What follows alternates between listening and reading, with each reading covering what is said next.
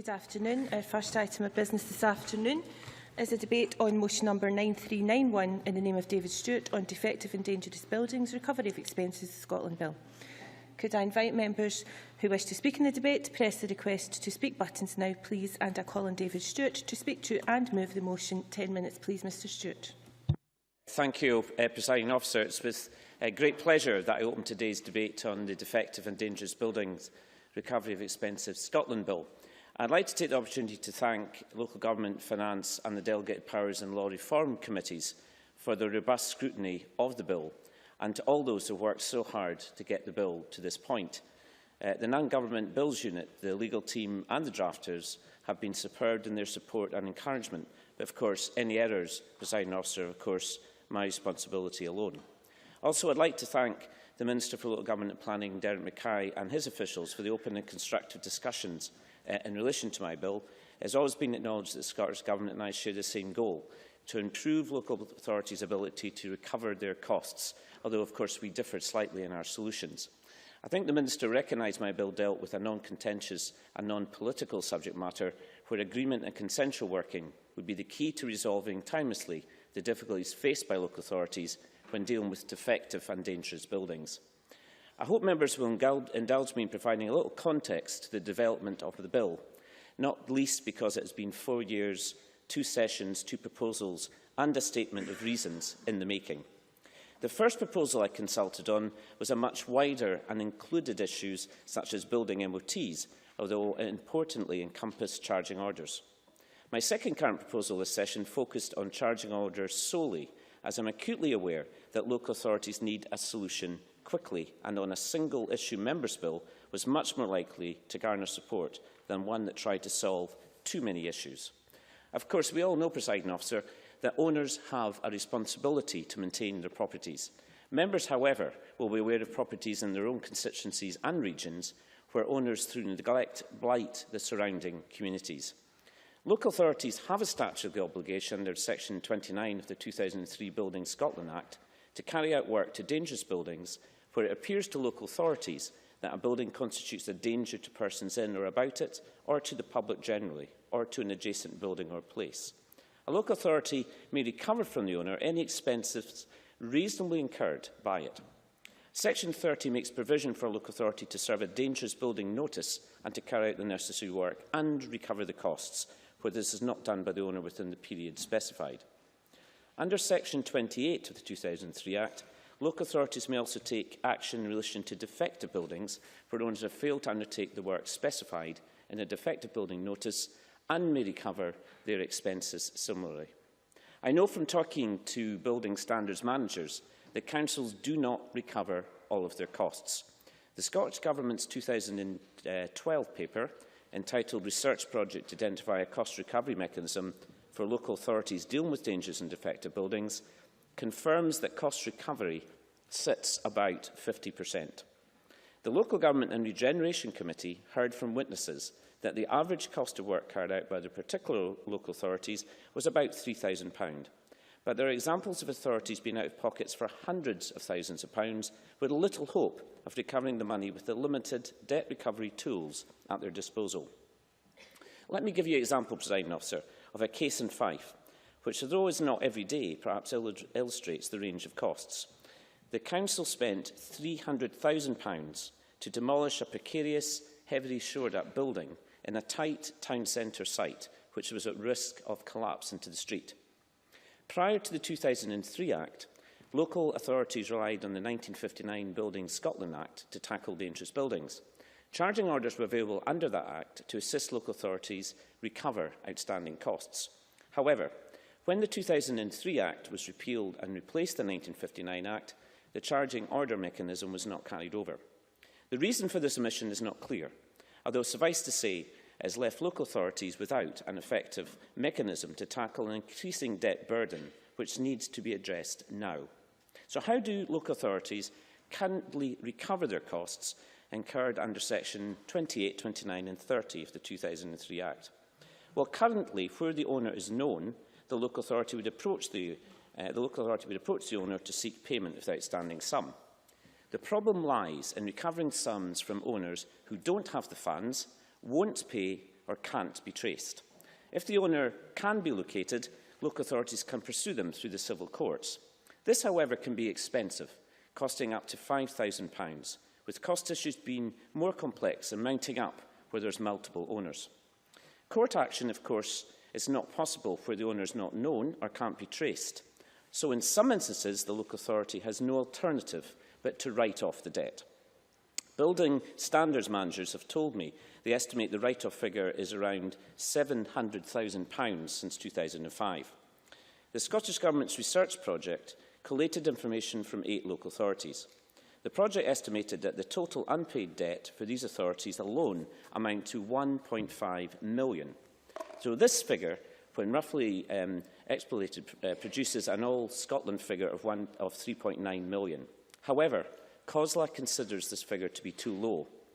There are substantial sums and they have the potential to impact on the level of service which local authorities can provide. So, Presiding Officer, this brings me to the primary aim of the bill, which is to enhance local authorities' ability to recover debts incurred when dealing with defective or dangerous buildings by legislating for charging orders. It would perhaps be helpful if I explained what a charging order is. So a charging order is a form of statutory charge which attaches to property and is registered in the Land Register or, where appropriate, the Register of Sasines. My bill, in its simplest term, provides for a charge to be secured in a property for 30 years and for annual instalments to be paid and can be used in relation to residential and commercial property. To help illustrate that point, a South Ayrshire nightclub went on fire. The fire extensively damaged the nightclub and also some street-level commercial premises. The council had to undertake works to make the building safe. There was real difficulty recovering costs, which ran into a couple of £100,000. Had charging orders been available, the local authority would have been in a much stronger recovery position. So, how will charging orders benefit local authorities? Well, when a local authority registers a charging order against the title of a property, that means if the property is sold or transferred, bearing in mind a purchaser will obviously want to get a clear unencumbered title, the local authority is likely to be repaid through the proceeds of the sale. Another advantage of charging orders is that the cost of registering is only around £50, significantly lower than the costs involved in pursuing the owner through the courts. Where the owner can't be traced, a charge can be registered on the title, giving local authorities some assurance that they will recover the costs at some time in the future. Charging orders can also benefit those owners who want to pay but are not in the financial position to do so immediately. A charging order allows them to pay by annual instalment over a manageable term. If during the period the owner's financial circumstances improve, the bill provides for early repayment and, if appropriate, negotiation of an early settlement sum which on payment result in the charging order against the property being discharged. Until now, Presiding Officer, I've concentrated on dangerous building. But let's not forget that the bill will also make charging orders available to local authorities when they carry out work on defective buildings. This is an important feature of the bill because, according to the most recent Scottish Building Conditions Survey of 2012, the statistics show that 81% of Scotland's dwellings were in some state of disrepair and 39% were in an urgent state of disrepair. So it's my hope that providing local authorities with greater assurances that they will recover their dangerous buildings costs, councils will have more confidence to tackle what I would call high-level defective or borderline dangerous buildings at an earlier point, which of course is less costly and will preserve the value and the structure of the property rather than dealing with the building in the dangerous state. And it's notable that local authority action without notice under Section 29 of the 2003 Act, the most urgent action, has more than doubled from 402 in 2010-11 to 992 in 2011-12. Turning now to the Local Government and Regeneration Committee's insightful consideration of my bill, I would first like to thank the committee for supporting the general principles of the bill, once again demonstrating that Parliament can come together to deliver solutions where they are needed. In its scrutiny of my bill, the committee's main point concerned the term of a charging order. Local authorities queried the long repayment term of 30 years, particularly for lower sums. The Scottish Government's memorandum also considered that the terms of repayment should be flexible. I'd like to relate to my comment I gave to the committee that should the bill progress, I will amend the relevant part of it at stage 2. I'd also like to confirm today that I've heeded another point of concern relating to the registrations of a charging order. Local authorities are concerned that a property might be sold or transferred, perhaps to another company, before it can register a charging order. Again, I give a commitment to bring forward an amendment to provide a mechanism that will close this gap. Before I conclude, Presiding Officer, the Delegated Powers and Law Reform Committee suggested my bill should be amended to allow Scottish ministers to directly amend Schedule 5 to alter the form and content of our charging order, rather than there being a prospect of this being done by way of subordinate legislation. I have confirmed to the DPLR Committee that I am content to amend the bill as suggested. And in conclusion, Presiding Officer, I'd like again to thank everyone for their contributions and their collegiate approach.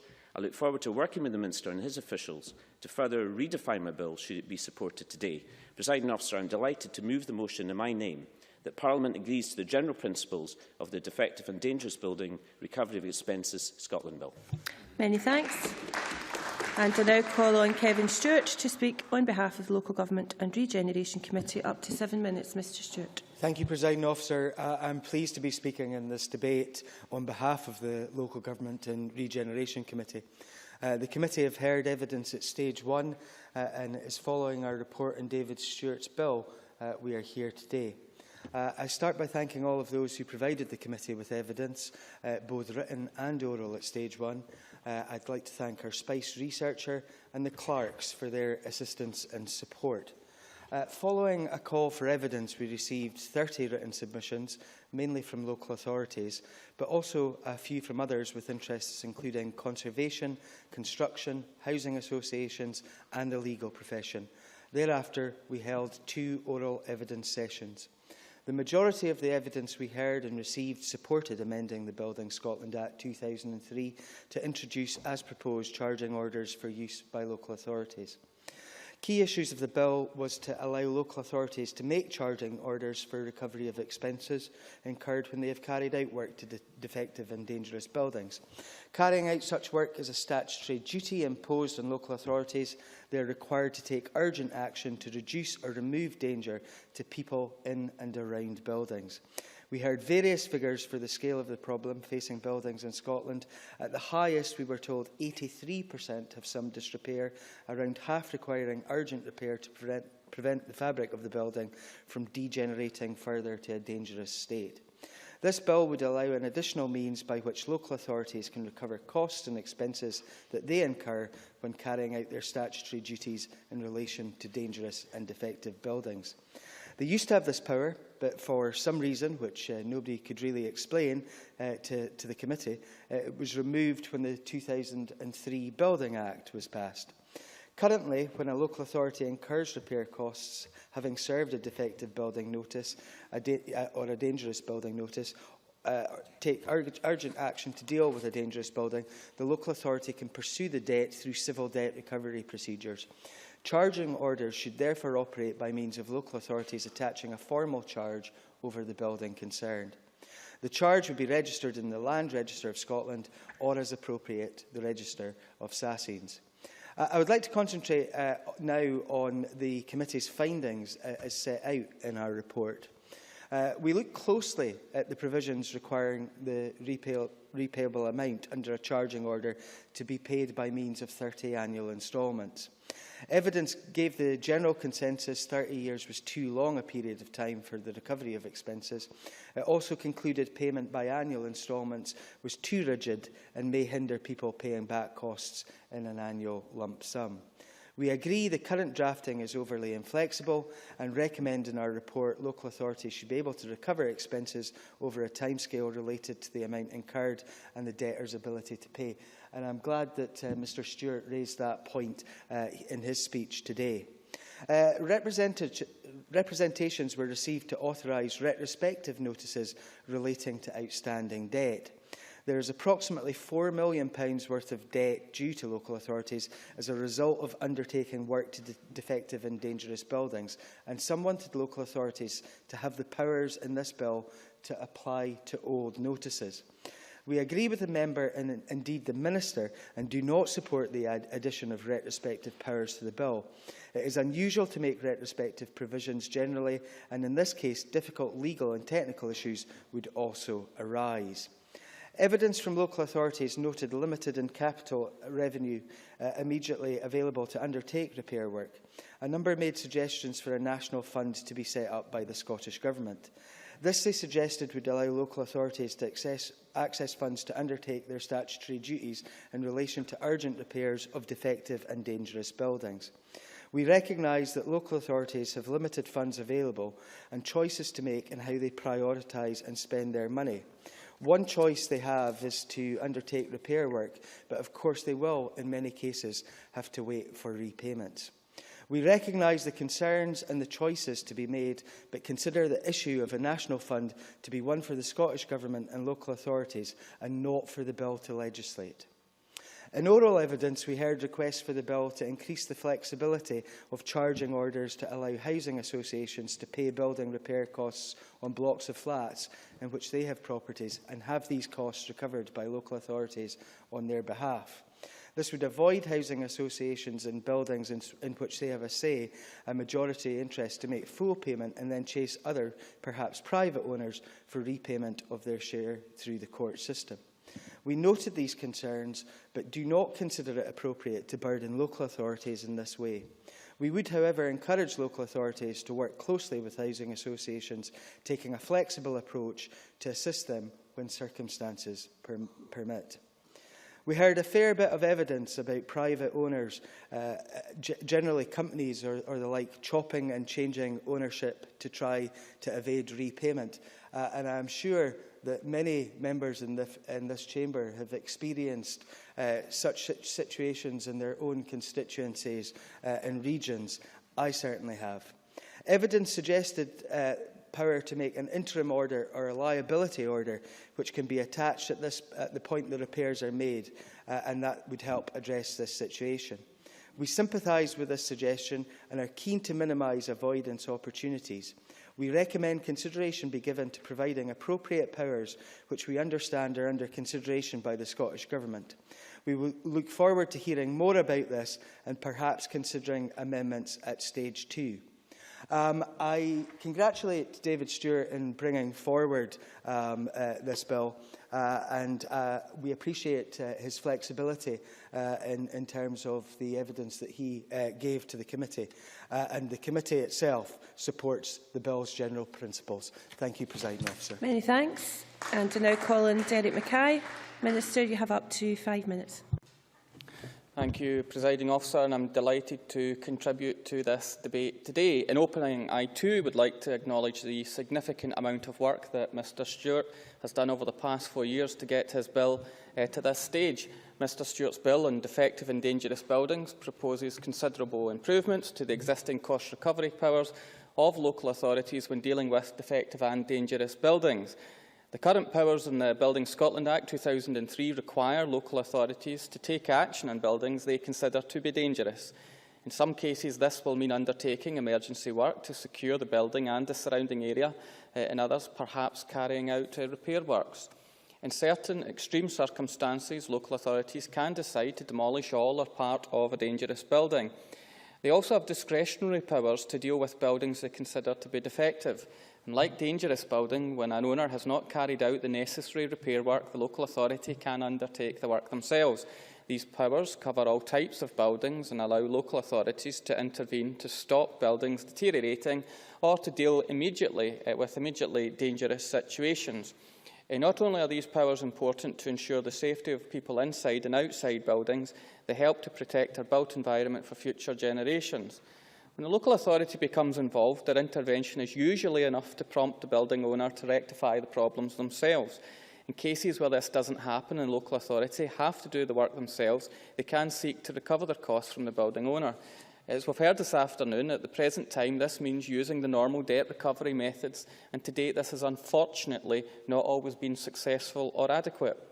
Local authorities need a process for debt recovery that provides them with flexibility, also a process that gives them more certainty of recovering any expenses they may have incurred. The provisions in the previous building legislation up until 2005 included charging orders for dealing with dangerous buildings. Like many other members present, and as they have expressed, I don't know why those powers were no longer in existence, but this did link the debt to the property. and required the debt to be paid by 30 equal annual payments. Although the powers since 2005 have been widened for defective buildings, charging orders were not brought forward. As such, the proposals in Mr Stewart's bill can be seen as reintroducing the system of charging order powers that used to be in place. The Government has acknowledged that the existing powers do need strengthening. As part of this, it is essential that any changes must include registration of the debt against the property to alert future owners of any existing liabilities. Indeed, having recognised the concerns of local authorities, the Government included proposals for improved powers in the Community Empowerment Scotland Bill consultation at the end of last year. Important differences to the bill proposed by Mr Stewart were the inclusion of flexible repayment terms, the use of notices of liability and a wider scope to cover all enforcement powers under the Building Scotland Act 2003. We've now had the responses to the Community Empowerment Bill and the evidence taken by the Local Government and Regeneration Committee on Mr Stewart's bill. The responses show strong support for improvements, but ask that repayment terms must be flexible. Many respondents also requested that the period between the debt being incurred and the registration on the appropriate property register be kept to a minimum, and this was to prevent the avoidance tactics. These views were also echoed by local authorities at a consultation workshop in January and by COSLA, and I'm pleased to hear that Mr Stewart intends to address these two specific issues at stage 2 of the bill. As I said earlier, the Government acknowledges that the cost recovery aspect of the legislation should be improved. This important part of their work is at the core of protecting the built environment, but it does require local authorities to invest their time and resources. This is particularly so when owners do not fulfil their legal obligations. I believe that linking the local authority costs to the property would be a welcome improvement, which would in turn give local authorities more certainty about getting their expenses back. I am therefore pleased to confirm that the Government supports Mr Stewart's bill on the basis that he will be addressing a number of key aspects at stage 2, which we have discussed. I can also confirm that the Government will work with Mr Stewart on developing his bill to improve existing local authority cost recovery powers. And I also think this will satisfy largely the request from the Convention of Scottish Local Authorities, COSLA, who request that we take this approach rather than leave it to the Community Empowerment Bill that will come sometime later in a parliamentary term. Thank you, Presiding Officer. Many thanks. And I now call on Sarah Boyack. Up to 5 minutes, please. Thank you very much, Deputy Presiding Officer. Well, we too welcome the proposals in this bill, and I want to congratulate David Stewart for the work he's done thus far and echo his comments in thanking all those who've contributed to both the discussions on the bill, to the evidence in the bill, to the committee and the clerks for taking us this far. Many properties which are not properly looked after and which can become dangerous and fall into a state of disrepair mean that it's bad news for residents, for neighbours and for the regeneration of our communities. And I would say that given the SNP's persistent underfunding of local government, this is a very useful way to enable councils to recoup the costs that they incur when making buildings safe or when they are obliged to undertake urgent repairs. So we support this bill and hope that it will enable local authorities to get a higher proportion of these expenses back.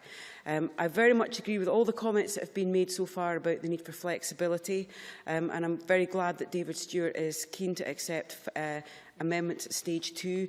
I think the evidence shows that the 30-year payback period is too lengthy, and it's also been made clear that for many people a monthly payment might actually be a lot easier than an annual payment. So to enable councils to be flexible in the light of the circumstances of both the owner and the size of the payment, I think would be very sensible. There were a couple of issues that SFHA raised in their submission which haven't been mentioned this afternoon.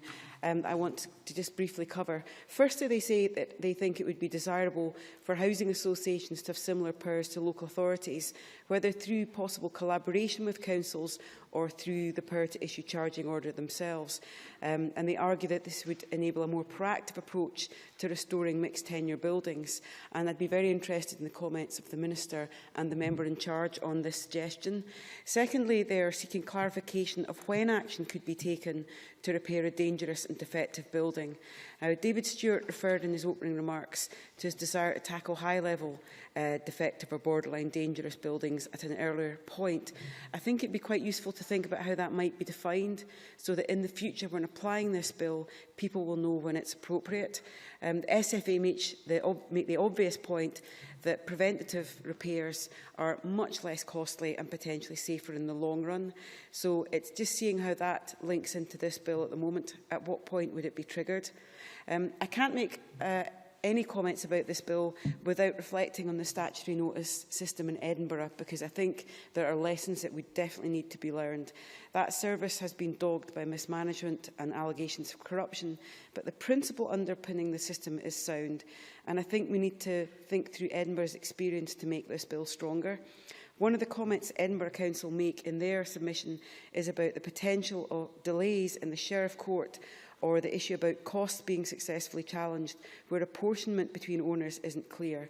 And I know in the context of Edinburgh, that is a real live issue. So I think guidance to ensure fair apportionment and clear apportionment between owners would actually be very useful, particularly when we're dealing with tenements.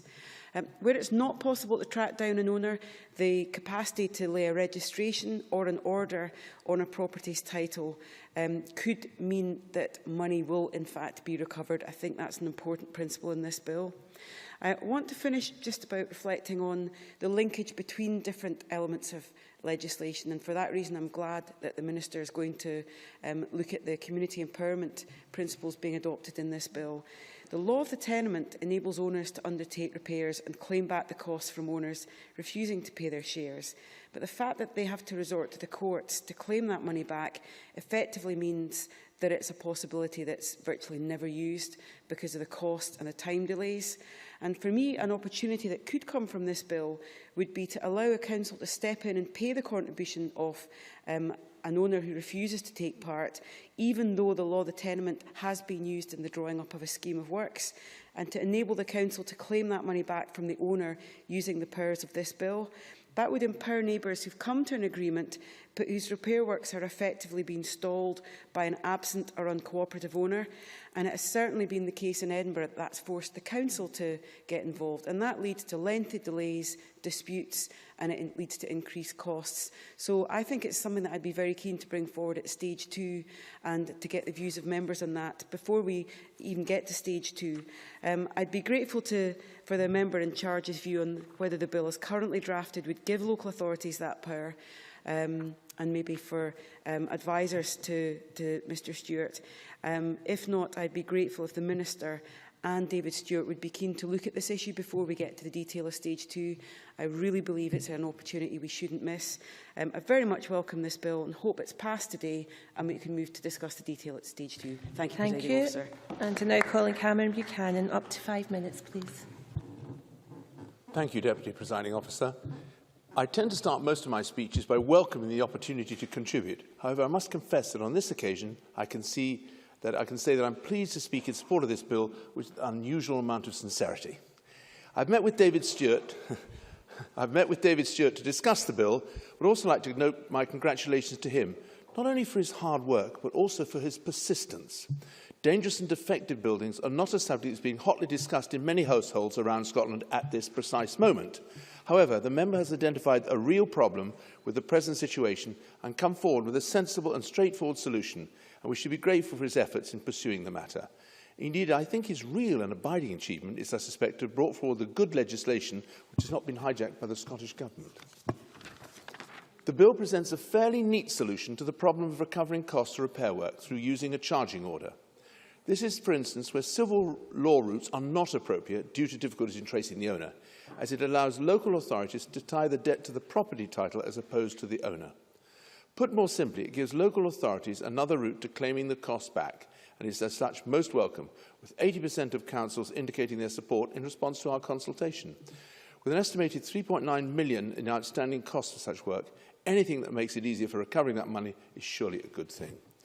Of course, as David Stewart has stressed in his evidence, this is an optional route and does not really bind local authorities to using a charging order in every circumstance, and in some cases this is not appropriate. In committee, I raised the examples of derelict barns and outbuildings in rural areas where the title is not clear or non-existent. A problem that John Wilson memorably referred to as Raiders of the Lost Deeds, a reference I thought that was his penchant for fedora hats. We also want to avoid situations where charging orders become a disincentive to the redevelopment of land or push buildings and sites into negative equity. So clearly there are situations where this will not be a viable solution. Indeed, there are also situations where the ownership is not at all clear, and for me personally, one of the key challenges is situations where an owner simply could not be found. The fact of the matter is that tying a debt to the title of a property is no use when nobody will take responsibility for the ownership of it. Whether or not this is in this bill, I do think there needs to be a review of these situations and the feasibility of fixed timeframes for establishing ownership. As MSPs, we're all familiar with buildings which have sat abandoned for long periods of time and instances where the work has been required to make them safe. I think it was Alex Rowley who referred to a derelict hotel in Cowdenbeath High Street in his constituency. I seem to remember a similar case brought revelations over Stuart Stevenson's link with the business community in Panama, though not in a personal capacity. I think this is where they couldn't find any owner. I think the key to the success of this legislation will come from the difference it makes, not just in terms of how effectively costs are recovered, but also whether councils are more likely to act on the dangerous buildings. David Stewart referred to instances where the decision over whether or not a building was dangerous or defective was not clear, and noted that in these circumstances it was likely that the decision would be taken not to take action due to the difficulties associated in recovering costs. I am hopeful that this change would spur councils to act. The other interesting thing is whether the remedial work carried out will be the very bare minimum required to ensure the building is safe and not liable to further or immediate deterioration. Or again, whether the local authorities have the confidence to act, knowing that costs could be recovered, and will allow even just for a slight widening of the scope of the work so that they're more robust and longer lasting. There were, of course, a couple of issues which arose in the committee's evidence sessions around the time frame for the recovery of monies and the appeals process. There was near unanimous support for the proposal that the 30-year timescale should be a maximum rather than set prescribed collection period, and we know that it's going to be now in instalments. I'm pleased that David Stewart has already indicated his intention to work to bring this forward and any necessary amendments in stage 2, to bring the flexible regime for collection of monies over a smaller time frame, which is particularly relevant given that some costs will be relatively modest. I think there has to be flexibility there. Likewise, there was some discussion of the appeals procedure, which the member clarified, which was to be for the purpose of disputing the validity or competence of any order, rather than reviewing the overall cost and its associated terms. I note that the Minister will consider this issue further, since he requires assurances over the role of the government and reporters. However, these seem to be fairly minor problems. I feel sure that any issues will be resolved in stage 2 and we can move forward with this bill. Many thanks. We have one open debate speaker. I call John Wilson. 4 minutes, please. Thank you, Presiding Officer. Can I offer my congratulations to David Stewart for bringing forward this member's bill in such a consensual manner that he's actually brought on board the Scottish Government to lend support in the progress of this bill. Many people may assume they understand what is meant by dangerous and defective buildings. This, in practical terms, means not to be the case, although the Buildings Scotland Act 2003 does offer legal guidance on the matter. And I must, as a committee member, respond to Sarah Boyack's comment about the Scottish Government and local government finance. I just remind Sarah Boyack, I believe she was a minister in the Scottish Executive at the time the 2003 Act was introduced, which took away the powers, the charging powers, from local authorities in Scotland. No, I've not got time. Although, as Mr Stewart's bill progressed, it was helpful in providing a context and that its intentions as a clear objective is to amend current statute in respect to the Buildings Scotland Act 2003. The general thrust of the proposed bill does indeed raise concern about how local authorities who have served either a defective buildings notice or dangerous buildings notice, or alternatively taken urgent action to deal with a building that is dangerous, discharges their existing public safety role. And this raises the issue about the charging costs that we were presented with as a committee. We heard the average charge was £3,000 on these buildings, but many of the witnesses indicated that £3,000 only applied to making the building safe, not to carry out the necessary repairs that may be regarded as essential to make the building habitable. There is quite clearly a problem with keeping properties maintained, particularly in an era of buy-to-let. Owners who can be difficult to trace from the title deeds, Hence my reference, and Cameron Buchanan made reference to it in the committee meeting, of the raiders of the lost titles, of where landowners operate from an offshore base. As witnessed in terms of the response from the Scottish Government, there is a high level of support for the principle of establishing better cost recovery powers, and the general point of the Members' Bill would be an improvement on the current situation. As already stated, there is an overall theme coming from the Members' Bill addressing the issue of ensuring that work takes place to tackle repairs rather than simply making buildings safe and secure. Importantly, the principles behind the bill would provide certainty to local authorities that the debt should and would be recovered, although in evidence given to the committee and reflected in the committee's report centring on expenses, there are issues arising regarding repayment periods. Repayment period under the proposed bill was deemed by some to be somewhat restrictive, principally in regard to repayment costs being made in the form of an annual payment. It is worth noting that the wider subject of charging orders are not a risk-free option, and some respondents to the Members' Bill did raise matters associated with its reintroduction. For example, these orders are a long-term solution to recovering debt. This highlights my previous comments on the aspect of flexibility, especially when looking at a possible 30-year period of repayment. In addition, a charging order will place a legal burden on the building, so therefore it may well impact on the potential sale or future sale of a property. There will be no doubt be amendments at stage 2, as has been intimated by the member and the Minister, that takes on board points around the issues of creating flexibility on recovery of expenses, which is not overly prescriptive. Presiding Officer, I close by congratulating once again the member for bringing forward this bill. I once again commend the consensual manner in which he has actually presented this bill and look forward to the amendments being considered at stage 2 by the Local Government and Regeneration Committee, and wish everybody and thank everyone who assisted us in consideration at stage 1, the evidence that was received, both written and oral evidence, and the member's way and manner in which he conducted himself during that session. Thank you. Thank you very much. We now turn to the closing speeches, and I call on Cameron Buchanan. Up to 4 minutes, please.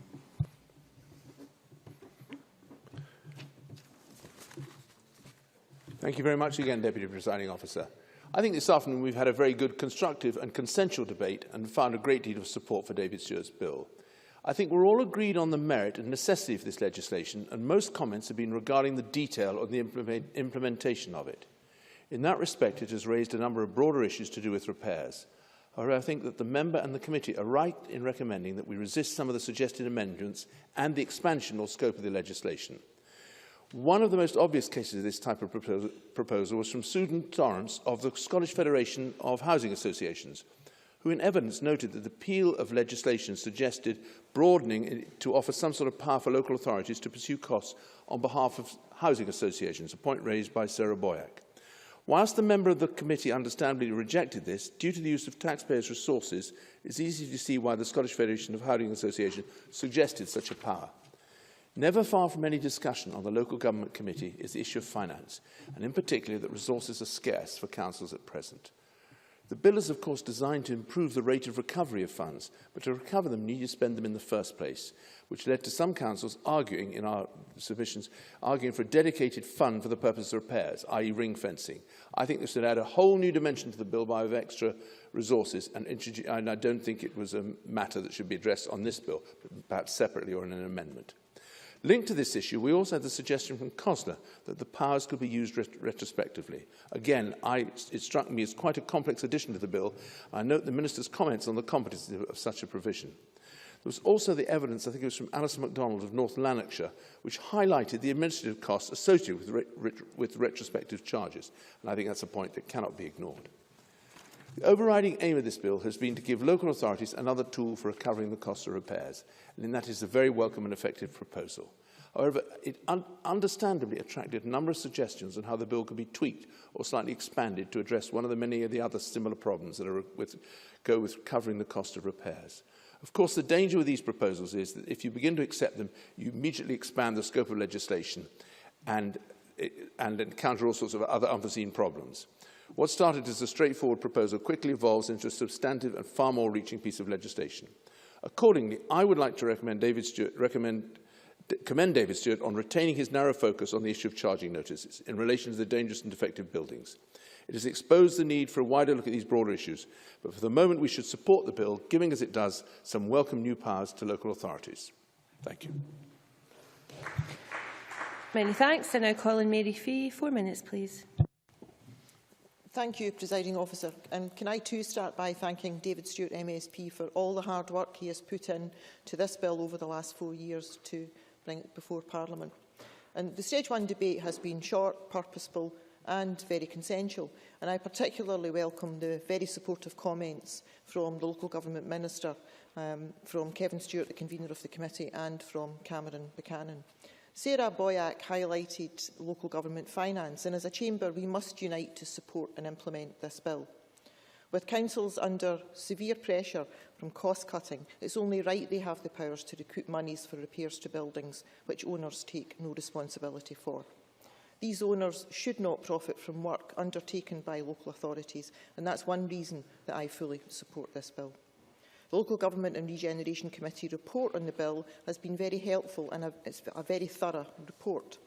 The report does, however, raise concerns about the period of time for repayment, but I am happy that there is broad agreement for a need to review the overly inflexible drafting of the bill. And on the specific issue of cost recovery, I do agree with evidence that the fixed term period for repayment is inflexible, and I am keen to see this part of the bill reviewed.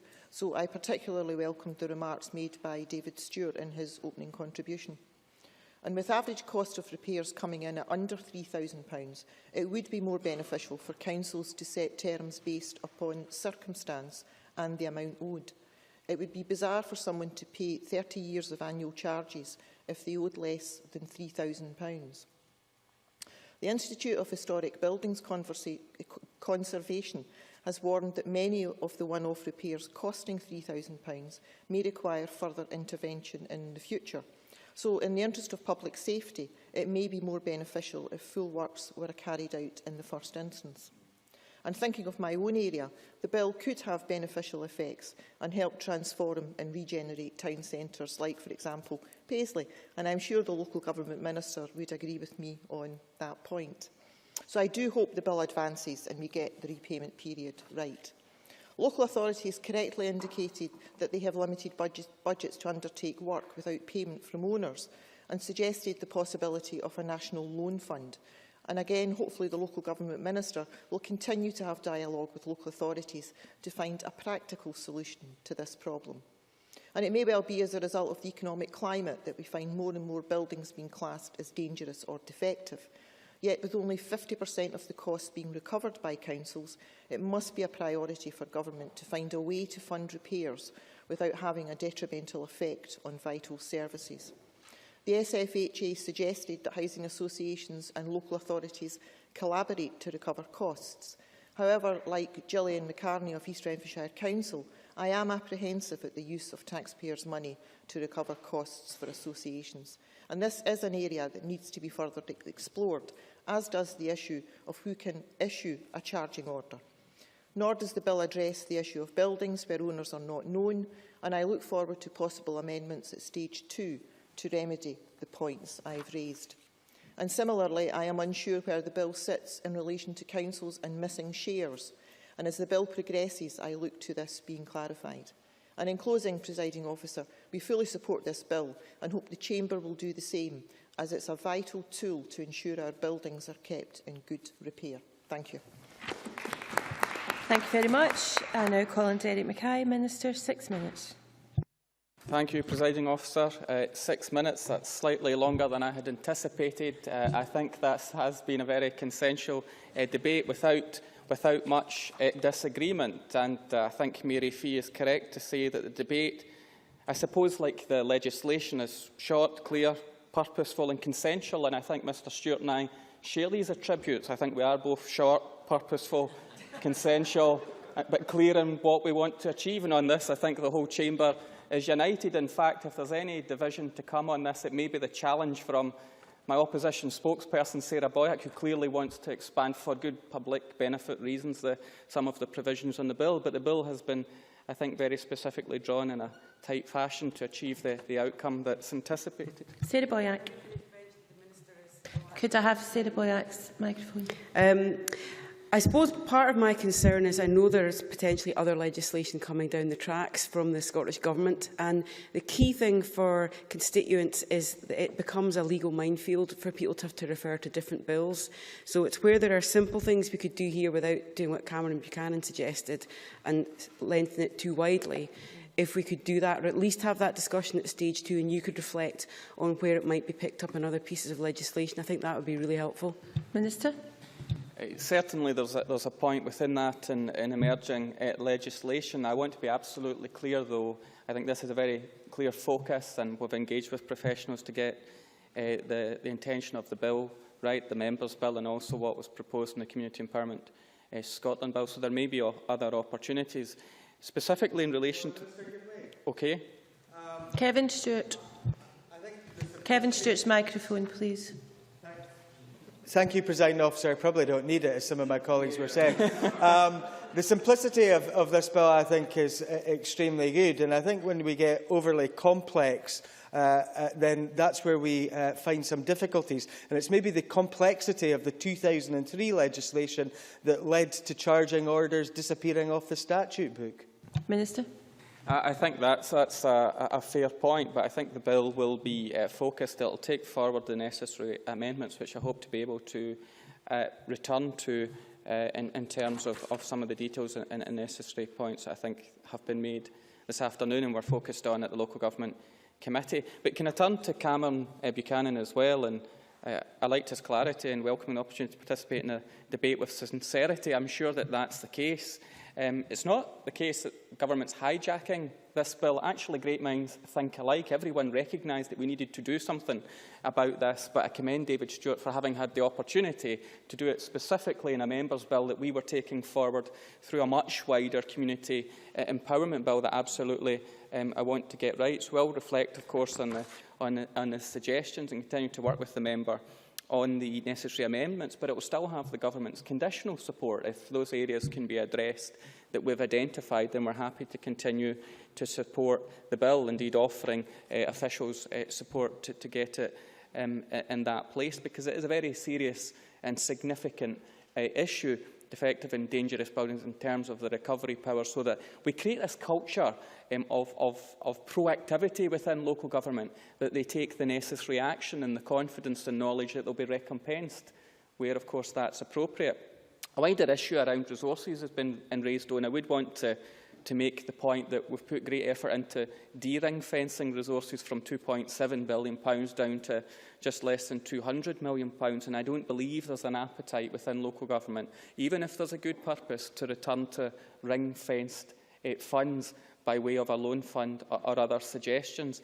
I don't think that would be welcomed by local government, but what would be welcomed is having the financial flexibility to take the approach that's appropriate in each local area, with the kind of checks and balances and safeguards that Sarah Boyack mentioned in her contribution, very mindful of the Edinburgh circumstance. But this has the potential to raise standards, to create that culture of enforcement and proactivity, to give that reassurance, but also to challenging as well. And I think the guidance will be incredibly important, so there is clarity in the legislation and then clarity in implementation.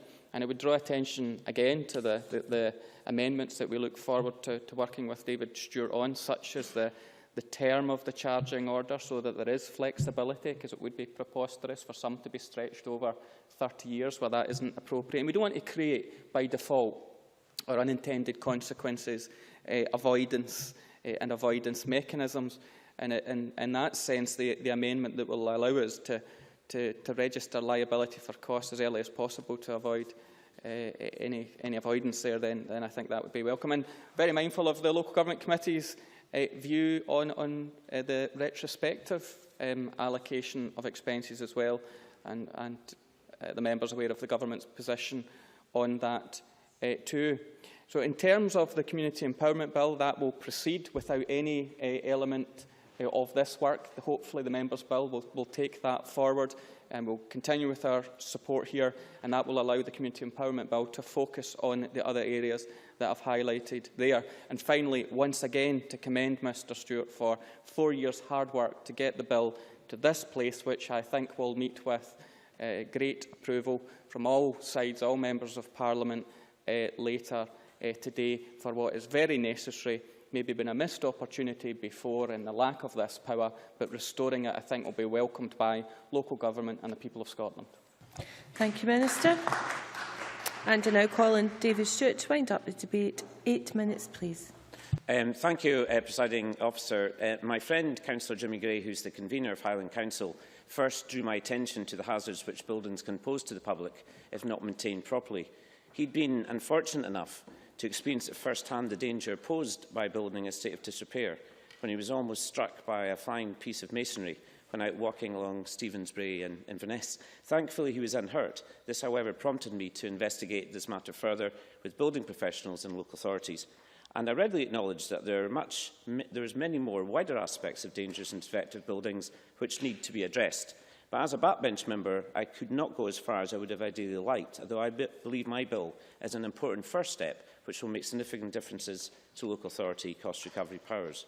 If I may quote from the response from the Edinburgh Conveyancers Forum to the committee call for evidence, which I feel sums up the position well, and I quote, "Whilst the charging orders proposed are not a full answer to these specific issues in themselves, they would hopefully offer a welcome first step to developing a system that can protect our built environment to the advantage both of the population at large and also to individual owners, while shifting the financial burden back to the owners themselves." Presiding Officer, can I thank all the members who have contributed for the very positive contributions and all their hard work in analysing the bill. I share Kevin Stewart's views that having a retrospective application of the bill would be wrong. Certainly the legal advice I've taken is that there would be some breaches of ECHR, and I share that one, and I also share his views about the National Fund and the housing associations. Although I am very sympathetic to Susan Torrance's contributions, the point really for me is that it was out of scope of the bill rather than it's incorrect itself.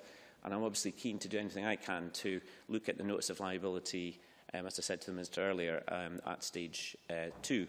I share Derek Mackay's contributions, and I thank him for the offer to provide Scottish Government officials to work with me to look at amendments at stage 2, and I'll certainly do that. The only thing I queried was his sizes comments earlier.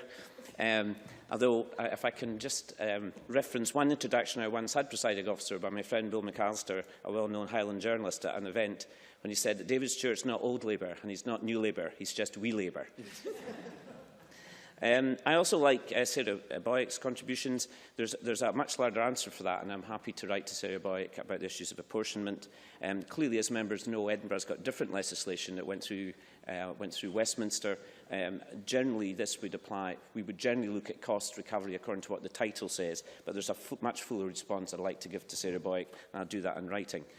Cameron Buchanan also made an excellent contribution. He's quite right to say that charging orders aren't there so that in every single case they could be used. That would be nonsense. Clearly, it's a joint decision from the Building Control Officer and the legal team in the relevant local authority. Where they wouldn't work would be where you would have negative equity or an unclear title. And the line about raiders of the lost deeds is a very good one. I think John Wilson coined that. So that clearly would require legal assessment on that particular point. I agree with John Wilson's points as well about the worries about offshore ownership. And I think there has been some reference to Stuart Stevenson, made some reference to the committee on that point. And clearly I would like to see repayment periods being relative to the amount of funds that's outstanding. That's something I will certainly pursue. And Mary Fee also made some excellent points. Clearly, if owners were so-called orphan buildings where owners weren't known, a charging order would still work if there was a clear title, even though you couldn't find necessarily the owner. So that's important, because then it attaches to the title of that individual building. In the next few minutes I've got left, Presiding Officer, perhaps I could just in summary recap the advantages of charging orders, and if I've still time I'd just like to mention Stuart Stevenson's case, which I thought was really interesting at the Local Government Committee. So the advantages that I see, Presiding Officer, of charging orders are that they add to the local authority cost recovery toolkit to meet the varied circumstances of debtors. They secure the debt over the property, which creates a priority for the debt, which it would not otherwise have as an ordinary unsecured debt. And it also includes a provision for recovery of expenses incurred over and above the basic cost of undertaking the work. That's really very important indeed. So that's local authority administrative costs, registering and discharging fees, and of course interest. And I would emphasise it would be up for each local authority to have a mechanism for assessing what interest they would be charging, obviously going on the current rate and whatever the bank rate was, and so on. As the order is against the property, it avoids the need to pursue an individual in the civil courts. This, of course, can be both time-consuming and costly, and depending on the sums involved and whether the owner is traceable, may not be a viable option. I also believe it provides a guarantee of the costs being recovered, and it enables a person who can't pay a lump sum to make instalment payments. I also believe it will act as an incentive to make those liable to pay rather than incur the additional costs. But if the normal requirement is to clear the charging order prior to the sale or transfer of the property, will give an incentive for property owners to make payment of the outstanding sums to facilitate a sale. And it's likely to be much better to have had the repairs carried out and a charging order replaced than the property to fall into further disrepair. And I also believe that charging orders are an advantage in that the resistance and the sums charged are easy to establish from the land register at the point of sale. If I could quickly, in the time left, Presiding Officer, just mention Stuart Stevenson's very interesting case at the evidence session on the 26th of February. I can give you a little bit extra. Right, thank you. Illustrated both the difficulties and costs involved in the attempt to trace the owner of a derelict building in a village in the northeast of Scotland. After 5 years of trying to confirm ownership, it turned out the property was actually owned by a registered company in Panama that would only deal with the council through correspondence in Spanish. I understand that this incurred costs for the council because all correspondence had to be translated into either English or Spanish. Under my bill, local authorities dealing with a defective or dangerous property such as this would have the option of registering a charging order which would enable the debt to be secured in the property rather than pursuing an individual company through the court. When it became apparent the owner was not traceable or refused to pay, the council could pursue a charging order which would reduce the local authority's outlay at the onset. If in the future the property was sold, it's likely the proceeds would go some way to covering the council costs. So in conclusion, Presiding Officer, I believe my bill will improve local authorities' cost recovery powers, and I hope come decision time that the whole chamber will unite so that we can take a small but important step in the right direction for the built environment in Scotland. Thank you very much, and that concludes the debate on Stage 1 of the Defective and Dangerous Buildings Recovery of Expenses Scotland Bill. It's now time to move on to the next item of business. I will allow a few seconds for members to change seats.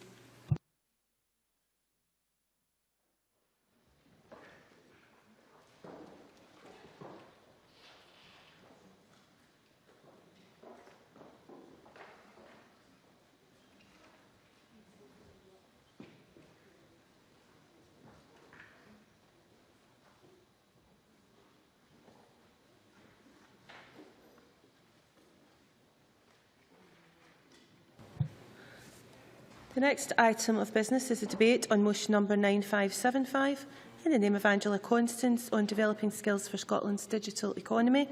I invite members who wish to speak in this debate to press the request to speak buttons. I also note that members are missing from the debate and debates are a follow-on in the afternoons. I call on Angela Constance to speak to and move motion. Minister, you have 10 minutes in which to do so. Thank you very much, Deputy Presiding Officer.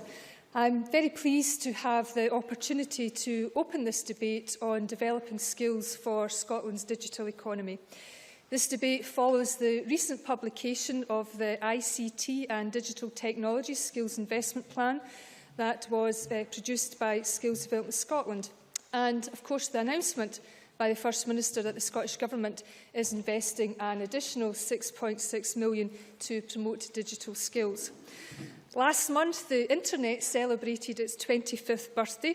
In that time, it has transformed the way we live, the way we do business and how we interact with one another. And it will continue to do so in ways that few of us can even imagine. And that is why the debate today is so important. As opportunities increase, we need to ensure that our young people have the chance to develop the skills that will allow them not only to succeed in a digital world, but also, I hope, to shape that digital world. Scotland is well placed to take advantage of the boom in new technology right around the world. We have a very successful digital and ICT sector in Scotland, which employs around 73,000 people and contributes £3 billion GVA to our economy and offers average full-time earnings that are 50% higher than the Scottish average. It's also a sector that is increasingly integrated across the economy as a whole. Successful organisations in every sector are striving to adapt to the digital world, and as they do, we see a growing demand for people with skills to lead that digital transformation. The Skills Investment Plan estimates that 11,000 new entrants per year will be required to meet both replacement and growth demand. And these challenges are not unique to Scotland. It is estimated that there is currently a shortage of up to 900,000 ICT and digital technology professionals right across Europe. But even though this is an international problem, we need to be taking action here in Scotland, and action that will make a difference. And I believe that we have every opportunity to do that by focusing on the potential of Scotland's workforce, by ensuring that young people and women are an increasing part of the solution and that they are attracted to careers in this vibrant and growing sector. The Skills Investment Plan identifies that despite growing demand for skills in this area, the figure on occupational segregation and the numbers of young people employed in the sector are a concern. And I know it's not just me that's worried, I know the sector is concerned too. With only 14% of the workforce aged 16 to 24 and 17% of the workforce female, we really need to get the message over to young men and women about the fabulous career opportunities in this sector. As Minister for Youth Employment, I also have a key interest in issues relating to women in the labour market, so it is inevitable that I'm going to see this as a tremendous opportunity for both young people and women. It's a potential win-win if we work effectively and in partnership with the industry. And that's why I'm determined that in the same week that we had the Skills Investment Plan, the same week that this plan was published, that we would also have a national campaign to make young people your business in Digital Technologies Week. Yes? Jenny Mara. I thank the Minister for giving way, Presiding Officer. I take her point about young people getting the message that there are opportunities here in this sector for young women as well as young men. But would the Minister agree with me that there's a capacity issue here as well in our schools and colleges? Because by the Scottish Government's own figures, the number of teachers with computing studies as their primary subject has fallen by nearly 14% over the last few years. And we do have issues with teachers qualified to teach this as well. Minister. Absolutely. I mean, the purpose of the Skills Investment Plan is for it to be responsive to the needs of industry, and that includes our education system and every aspect of our education system, from primary, secondary, further and higher education. The point that she makes about computing science teachers is indeed accurate. There is nearly a 14% fall in the number of computing science teachers with computing science as their main subject in our secondary schools. And that's one of the reasons why Michael Russell and Alistair Allen have made the commitment to at least double the number of computing science student teachers that we're actually recruiting into teacher training colleges. And there's a workforce plan, if you like, with regards to the number of teachers that we then take forward, particularly into secondary schools. And I think on that point, we can most certainly agree with the member. I think what struck me during the Make Young People Your Business in Digital Technologies and ICT Week was the way in which some of our most successful companies are embracing a twin-track approach to recruitment. Firstly, by seeking to attract top graduates from Scotland's universities, and secondly, by recognising the value of modern apprenticeships and taking positive action to develop these as a route to meeting their skills needs. In 2012-13, Skills Development Scotland supported 468 starts for the Information Technology Modern Apprenticeship, and that's up from 344 in the previous year, and I'm absolutely delighted to see employers engaging with this very valuable vocational route. Now, Serene Wood's Commission for Developing Scotland's Young Workforce has identified that European economies with strong vocational pathways are also strong performing economies. And this Parliament has already agreed with the ambitions of the interim report, and I'm pleased to say that the Commission is, amongst other things, looking specifically at the opportunities in the ICT industry as it moves towards concluding its final report in May. And we also had a very successful Wood Commission summit on Monday, and I was pleased that Mrs Scanlon was in attendance throughout that event. This will, in terms of the Wood Commission, I hope provide a further boost to our plans to provide education and training pathways that are specifically designed for the digital age. And we are taking action right across the education system to develop digital skills. In our schools, the development of digital skills is embedded within the Curriculum for Excellence. Curriculum for Excellence supports ICT skills across all subjects and provides specialised learning in computing science, including the opportunity to study for new National 4s and 5s, which contain a strong element of software design and development, the very skills that are so highly valued by employers. Our colleges are working more closely than ever with employers to ensure that students have the skills that our key sectors need. In this regard, the ICT sector is well served by our colleges, who deliver a broad range of courses serving the ICT industry, whether it's digital media computing, software development or computer animation, just to name a few of the many that are available. Yes, I'll take Patrick Harvey. Patrick Harvey. I'm grateful. I wonder if the Minister could tell us whether schools and colleges which do have a very important role to play in computing science and programming and software design are also ensuring that young people have an understanding of the different business models, including free and open source software, a much more creative potential that could be unleashed, and something which is fundamentally more democratic than the proprietary business models which are commonplace. Minister.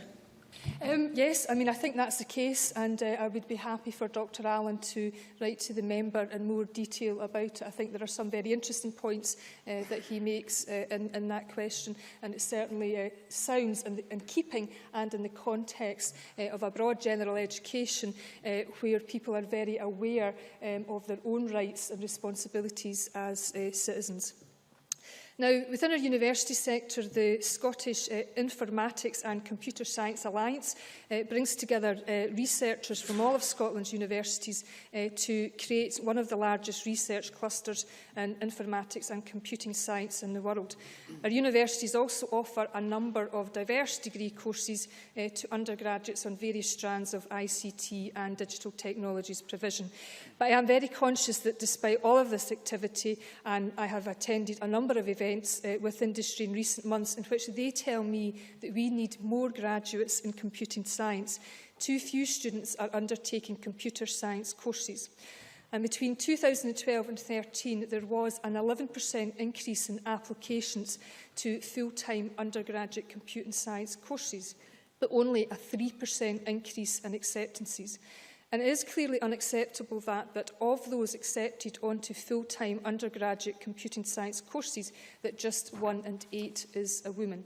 So we are therefore working closely with the universities and the Scottish Funding Council to explore what more can be done in these areas, and this includes a commitment to provide at least 80 more top postgraduate places in computing science from this year.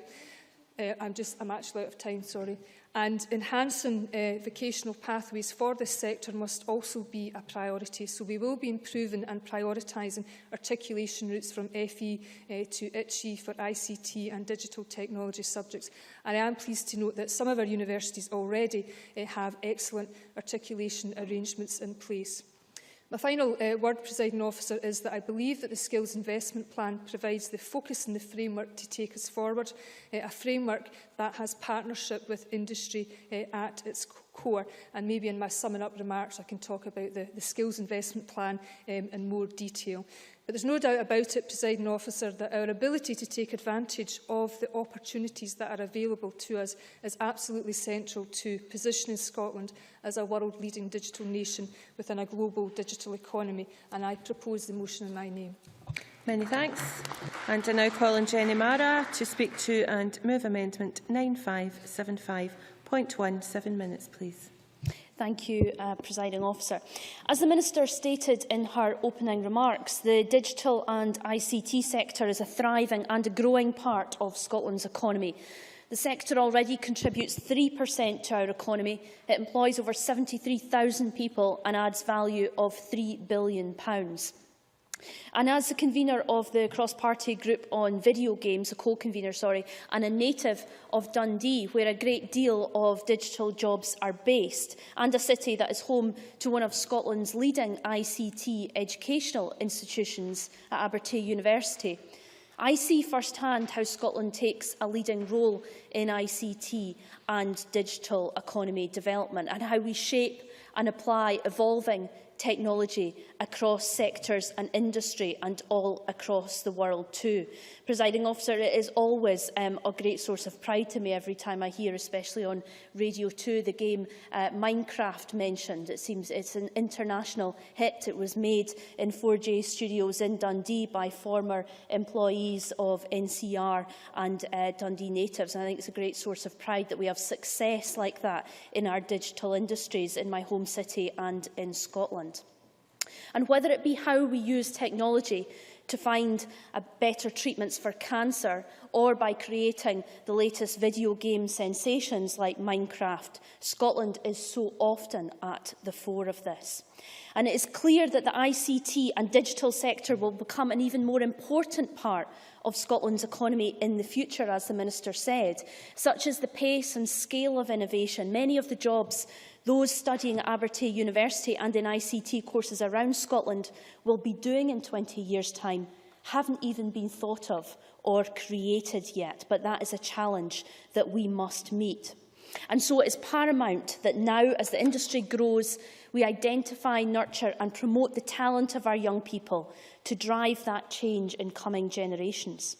We have the expertise and opportunity at our fingertips and a responsibility to ensure our digital sector remains competitive and sustainable. And that effort begins early, Presiding Officer. In our schools, we must work with young people to promote ICT courses, as I said in my intervention with the Minister, as something attractive and exciting to do. It is remarkable that in an industry with such potential, the number of young people taking ICT courses to standard grade level in schools fell by more than a quarter in the 4 years to 2012. And again, there was an associated fall of 17% for Intermediate 1 courses too. I was very pleased to hear in the Minister's opening remarks that she understands and has noted these figures and is prepared to take action. Because we need to address this quickly, not least because the workforce in the industry is already ageing. The number of 16 to 24-year-olds working in the digital sector is half that of other occupations, which is surprising given it is an industry we associate with young people. And yet the demand for people employed in digital and ICT roles is forecast conservatively to rise by 15% to 84,000 by 2020. So we must ensure that we are generating the necessary interest in our young people and skills to fill that gap. ICT in schools should be exciting, inspiring and make the use of latest technology, as Patrick Harvey pointed out, to show young people the potential of learning the skills to participate and develop in the sector. And a constant focus is required to ensure teachers are themselves trained to do that job. And I welcome what the Minister said about Dr Allen's commitment in teacher training. We must invest in our classrooms, also link up with businesses and the technology sector to show young people the possibilities of pursuing a career in ICT. And I'm sure the Minister would agree with me that many of the recommendations in the interim Wood report go some way to matching these aspirations. But according to the Scottish Government's own figures, the number of teachers with computer studies as their primary subject, as I said, has fallen by nearly 14% from 2008 to 2012. And if we look further at the next step to further education, again we see the reality does not match the Government's ambition. Across further education, the number of students undertaking a computer-related course fell from 63,000 in 2005-06 to 42, nearly 43,000 in 10-11. And the percentage change in all students undertaking a computer science course fell by nearly 13%. And we know from earlier debates in this chamber that college courses in ICT have been cut. And so I would welcome the Minister's response to this in her closing remarks about what action the Government is taking to ensure that technology courses in schools and further education are bolstered to reverse this downward trend of provision and to meet the skills gap. One of the major concerns cited in the investment plan is around the number of women employed in the digital industry. And the Minister also addressed this. It notes that female participation fell by 13% over the decade to 2012. Now, we have a significant role to play in addressing this. We must get better at promoting women in the industry, not least through modern apprenticeships. Minister, figures from Skills Development Scotland show that in 12-13, only 16% of ICT modern apprenticeship starts were women, and women comprised only 15% of modern apprenticeship achievements for the same year. So again, I would ask the Minister what steps she is taking to improve the modern apprenticeship scheme to ensure greater parity between men and women. Presiding Officer, we are facing a skills shortage in one of the most exciting, rapidly developing and promising industries in Scotland. And the facts that I've outlined today, falling uptake and fewer courses in colleges, less teachers in schools and gender disparity in modern apprenticeships, demand action from the Government if we are to mitigate this and grow our digital economy to its full potential. The possibilities, yes, for Scotland's economy, but for a whole generation of young people to innovate, to create and build fulfilling and exciting international careers.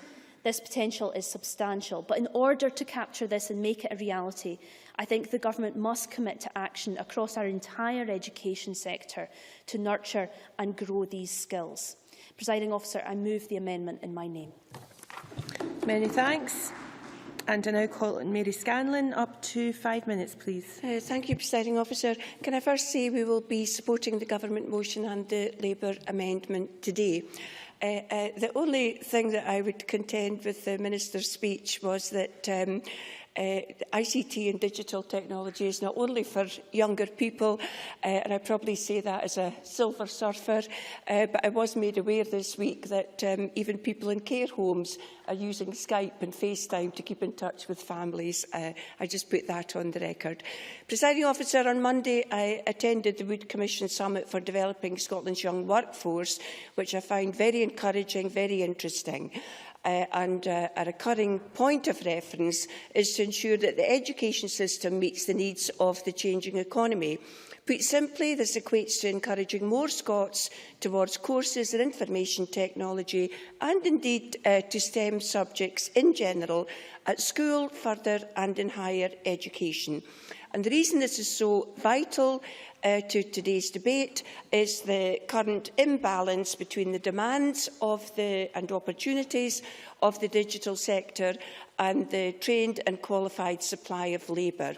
I think Jenny Marr has probably covered many of the figures that I had, but with businesses operating in Scotland's ICT sector rising by 3.6 since the turn of the decade, numbers of pupils doing what was the standard grade falling by 27%, a 17% fall in Intermediate 1 in the last few years. This is something that we have to reverse, and that's why we welcome this debate today, and as Conservatives we put on the record that we will support further measures to meet industry demand and to provide opportunities for young people. As Jenny Marr also said, the number of computer studies teachers has fallen by 106 in the 4-year period to 2012, which equates to 14%. So this limits opportunities for young and older people to take the very classes which prepare them best for employment and for entrepreneurship. In fact, according to the Scottish Funding Council database, the number of enrolments in IT courses has declined from 68,700 to 32,000 between 2007 and 2012. That's a fall of over a half, and it's unacceptable given the opportunities that are available. And when it comes to higher education, statistics published last week revealed that the number of students studying computer science has fallen by over 23% in the last 10 years. I take the point that both the Minister and Jenny Mara have mentioned about women, and it is quite shocking that even in the Skills Investment Plan, the female proportion of the digital workforce has declined from 30 to 17% in the 10 years until 2011. So while attitudes are changing, they are changing very slowly. And if you take modern apprenticeships, for instance, recent statistics published by SDS revealed that in the first 3 quarters of last year, there were 1,665 new engineering stats, of which 5% were female. And when it comes to IT, the figures are not much more encouraging. Out of 383 ICT-related starts, 334 were male. And, Minister, I thought I would use the presiding officer, the Audit Scotland report on modern apprenticeships, which came out last month. And the Auditor-General recommends that better IT systems could help Skills Development Scotland manage the administration of modern apprenticeships. So my point is that Skills Development Scotland have an opportunity to lead by example and to recruit modern apprenticeships at all levels in order to make their own IT systems fit for purpose, and I trust that you will be holding them to account. So although we face a long battle ahead, I think there's much that can be done, such as the computer clubs for girls, women in IT programmes, etc. But I think also it would be insincere not to mention the briefing from the Prince's Trust, which I think should shock all of us. Their research on young people not in employment, education or training across the UK found that 10% of young people cannot send a CV online, and 10% feel out of their depth using a computer. So this is also an equalities issue, and I leave it there. Thank you. Many thanks. We now move to the open debate, and I call on Gordon MacDonald to be followed by James Kelly. 4 minutes, please. Thank you, Presiding Officer. Christine Lagarde, Managing Director of International Monetary Fund, said recently at Stanford University, "We are certainly living through one of the most exciting periods in human history. We can feel the air hum with virtual activity and reality transform before our very eyes. The pace of change is so fast that even the technology of 5 years ago seems prehistoric. Students probably do not even remember a time when phones were not smart, when cameras contained film, when text meant school books, and when wireless referred to an old-fashioned radio. However, within that pace of change, there is a problem and an opportunity.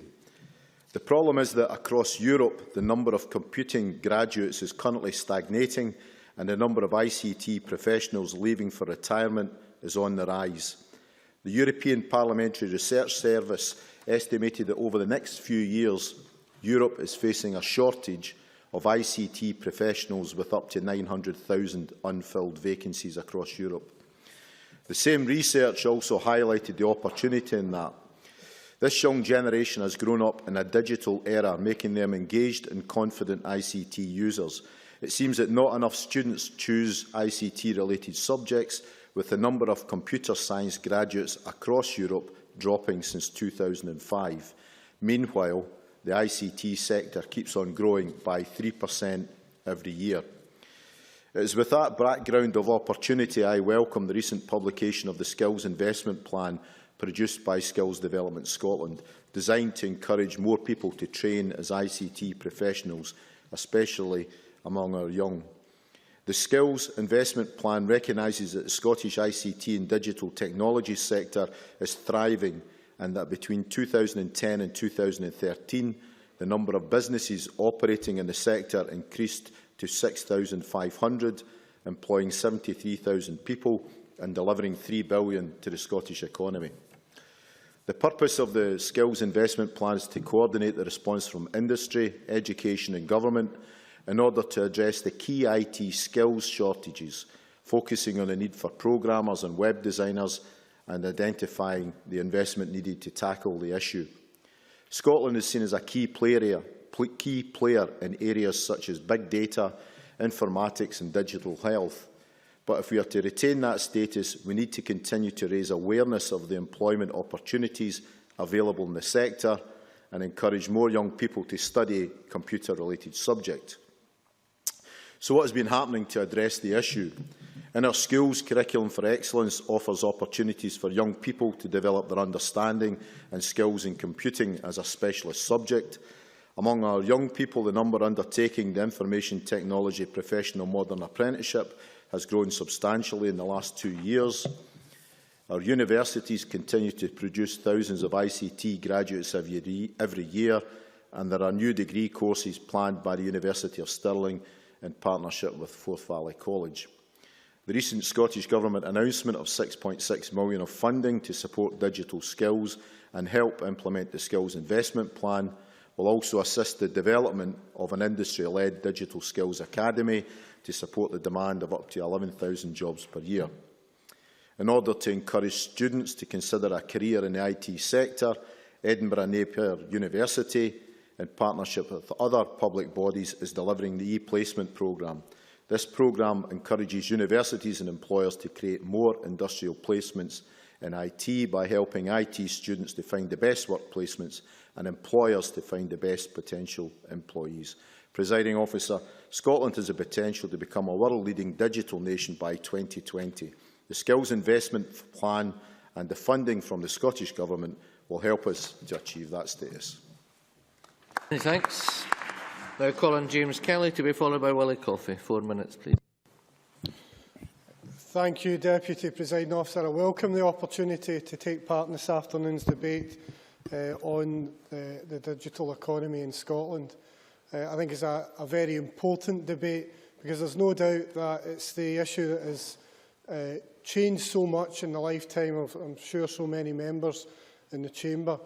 When I left Trinity High School in Cambuslang to go to Bell College of Technology in 1980 to study an HNC in computer data processing, I hadn't even seen a computer when I arrived at the college.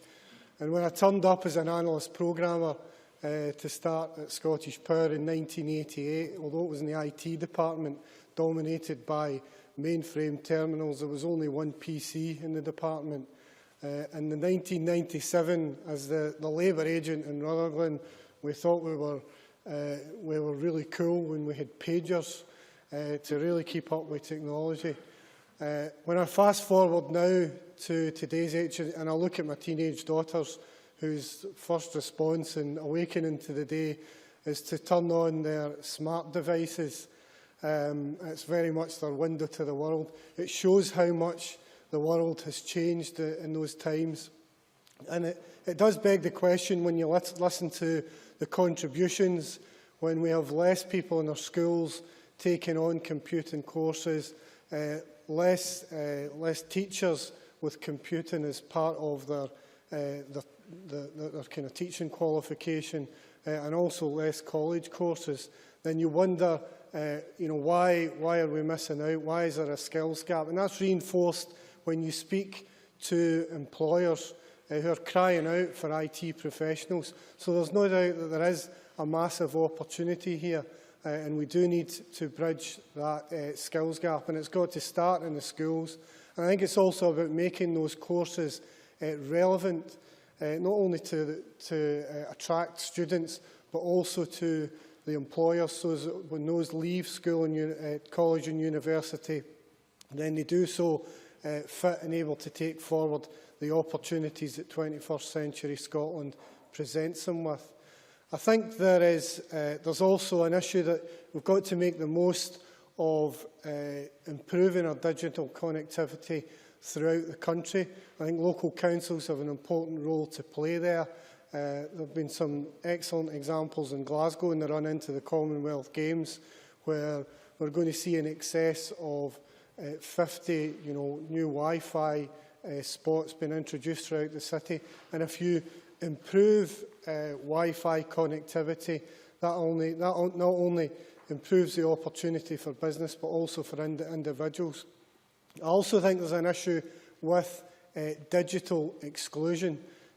West Whitleburn Housing Co-op in my constituency carried out a survey 3 years ago, and they reckoned at that time there were 64% of people within the housing co-op who'd been digitally excluded. We can't get young people to take on these qualifications and courses if they don't have the opportunities within their communities. It's obviously welcome to introduce Wi-Fi hotspots, but we need to ensure that people have the capability to access the IT. Otherwise, we won't maximise the potential that exists. So, in summing up, Deputy Presiding Officer, the skills investment plan is very welcome, but we need to do so much more to improve take-up in our schools and colleges and to upskill if we're going to take forward the advantages that the digital economy presents in Scotland. Many thanks. Now call on Liam MacArthur to be followed by Claire Adamson. I think it's over to Willie Coffey, is it not? You're absolutely right. Thanks very much. Now call on Willie Coffey to be followed by Liam MacArthur. Forgive me. Little computer glitch there, maybe, Presiding Officer. Many thanks. James Kelly just reminded me of my early career in computing, where one day I brought a microcomputer home and had to get my brother to help me cart it in the house. It was so big and heavy, but that was the early 1980s. Presiding Officer, last night in the Parliament I had the privilege of convening the latest meeting of the cross-party group on digital participation. As you might expect, we focus on issues relating to exclusion that James Kelly has touched on here and access to internet services. And last night we heard some stark messages from our contributors on the real story behind IT exclusion in Scotland. From Chris Yu from the SCVO, we heard that 30% of the population of Scotland lack online skills, higher than the rest of the UK at 21%. Now that's about 1.3 million people. From Keith Dryborough from Citizens Advice Scotland, we heard that only around half of the clients his organisation deals with has access to an internet connection at home.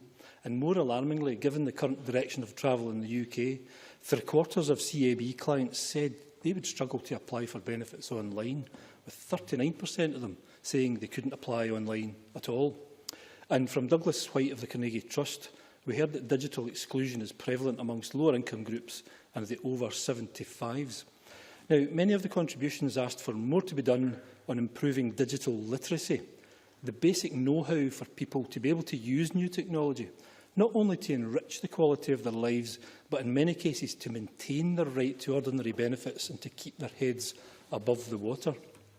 So, in looking at the wide range of initiatives underway by the Scottish Government and their various partners, I have to say how encouraging it is to see considerable effort and resources being aimed at tackling these exclusion issues, improving skills and the work going on to encourage girls and young women, in particular, to consider careers in computing. One of the reasons for a shortage in attracting young people, I think, into software engineering was a lack of expertise within the schools. Most software engineers that I knew of would be too busy working in the industry and not really coming back to schools to try and encourage youngsters along that career path. So the announcement by the First Minister of the £6.6 million to support digital skills development is a great boost, and it will really help us to address many of the issues I'm raising. I'm particularly pleased to read about the planned work with the SCVO to reach out to some of our most excluded communities via the Digital Participation Charter, and I'm certain that our colleagues who attended the CPG last night would be delighted to hear this. And the funding to directly attract young women into the industry is also very welcome. As a computer science graduate myself, It amazes me why we still have a problem in attracting enough youngsters and young women to study software engineering. It's a fantastic career with medium salaries in Scotland at around £38,000. There's plenty of scope to develop their careers in almost limitless applications, bounded only by the barriers of our own creativity. And the opportunity to work in many locations throughout the world is a very real possibility too. Presiding Officer, providing faster networks, connectivity and cabling will certainly take Scotland into the modern digital world, but to go further and become that world-leading digital nation, we'll need something more than just the best infrastructure. We have to make it easy for our citizens to get online and to offer them the skills to use the software that's there. We have to make the software itself easy to use, both for able and the disabled people. And perhaps even more crucially, we need to think about opening up access to the internet for staff and employees at work. There are far too many examples still of internet access and access to software being denied to people at work. And this, in my mind, hampers progress towards that world-class goal. The pace of change of new technology and software applications is such that we should positively encourage people to use what's out there. We should trust people to act responsibly and give them the freedom to learn and to discover. Everyone will gain from that. Then, perhaps, watch us really take off as a world leader over the coming years. I'm delighted to support the motion that's in front of us today. Thank you very much. Many thanks. Now call on Liam MacArthur to be followed by Claire Adamson. Thank you, Deputy Presiding Officer, and for the advanced billing. This is a brief but important debate, and I'm delighted to be able to take part and very much welcome the Scottish Government's investment plan. In the short time available, I'd like to cover a couple of areas broadly in the area of access and skills. And I was struck by something in Colleges Scotland's briefing for today's debate, where it suggested that the digital economy brings benefits to those with the appropriate technological skills. However, it threatens to leave behind those unable to access digital technologies. And I think all speakers to date have referred to this in some shape or form, the risk of that digital divide. And you can see that playing out at multiple levels. Digital divide between Scotland as a nation and those with whom we compete and trade. A digital divide between communities within Scotland, and actually digital divides between those digitally excluded within those communities amongst different individuals. Now, I wasn't able to attend the CPG last night, unfortunately, that Willie Coffey was referring to, but I do remember an earlier meeting where we heard evidence from the Carnegie UK Trust about the work that they've been doing in terms of digital exclusion. And some of the figures, particularly around Glasgow, I thought were very, very striking. There, the issue wasn't about whether or not you have broadband access, but actually, even with that access, you weren't availing yourself of it. And I think some of the groups within that, those that were older, those that were perhaps less skilled, those with disabilities, poorer members of the community, all seem to be suffering disproportionately as a result. And I think there were options put forward in terms of addressing that through better collaboration, focusing on the person and not the technology, making it fun and relevant. I think it was a point that James Kelly was referring to. I see that in my own constituency with the Get IT project, which I think is doing fantastic work in terms of making people comfortable with the technology and seeing the relevance of it. But all too often in somewhere like Orkney, the issue isn't about whether or not you want to have access or would have the skills to have access to broadband and to technology. It's actually having the access in the first place because of a lack of coverage. This affects those from the remoter parts of the constituency, but it's actually even impacting on the work of the European Marine Energy Centre, which is struggling in some instances to kind of monitor the deployment of some of the wade and tidal devices. There's huge investment going in terms of the rollout of broadband across the Highlands and Islands, but I think there's still going to be gaps that need to be plugged. And I think the earlier we identify those and community-based solutions for plugging those gaps, the better. In relation to skills, I think the figures have been referred to by others. I won't go over that.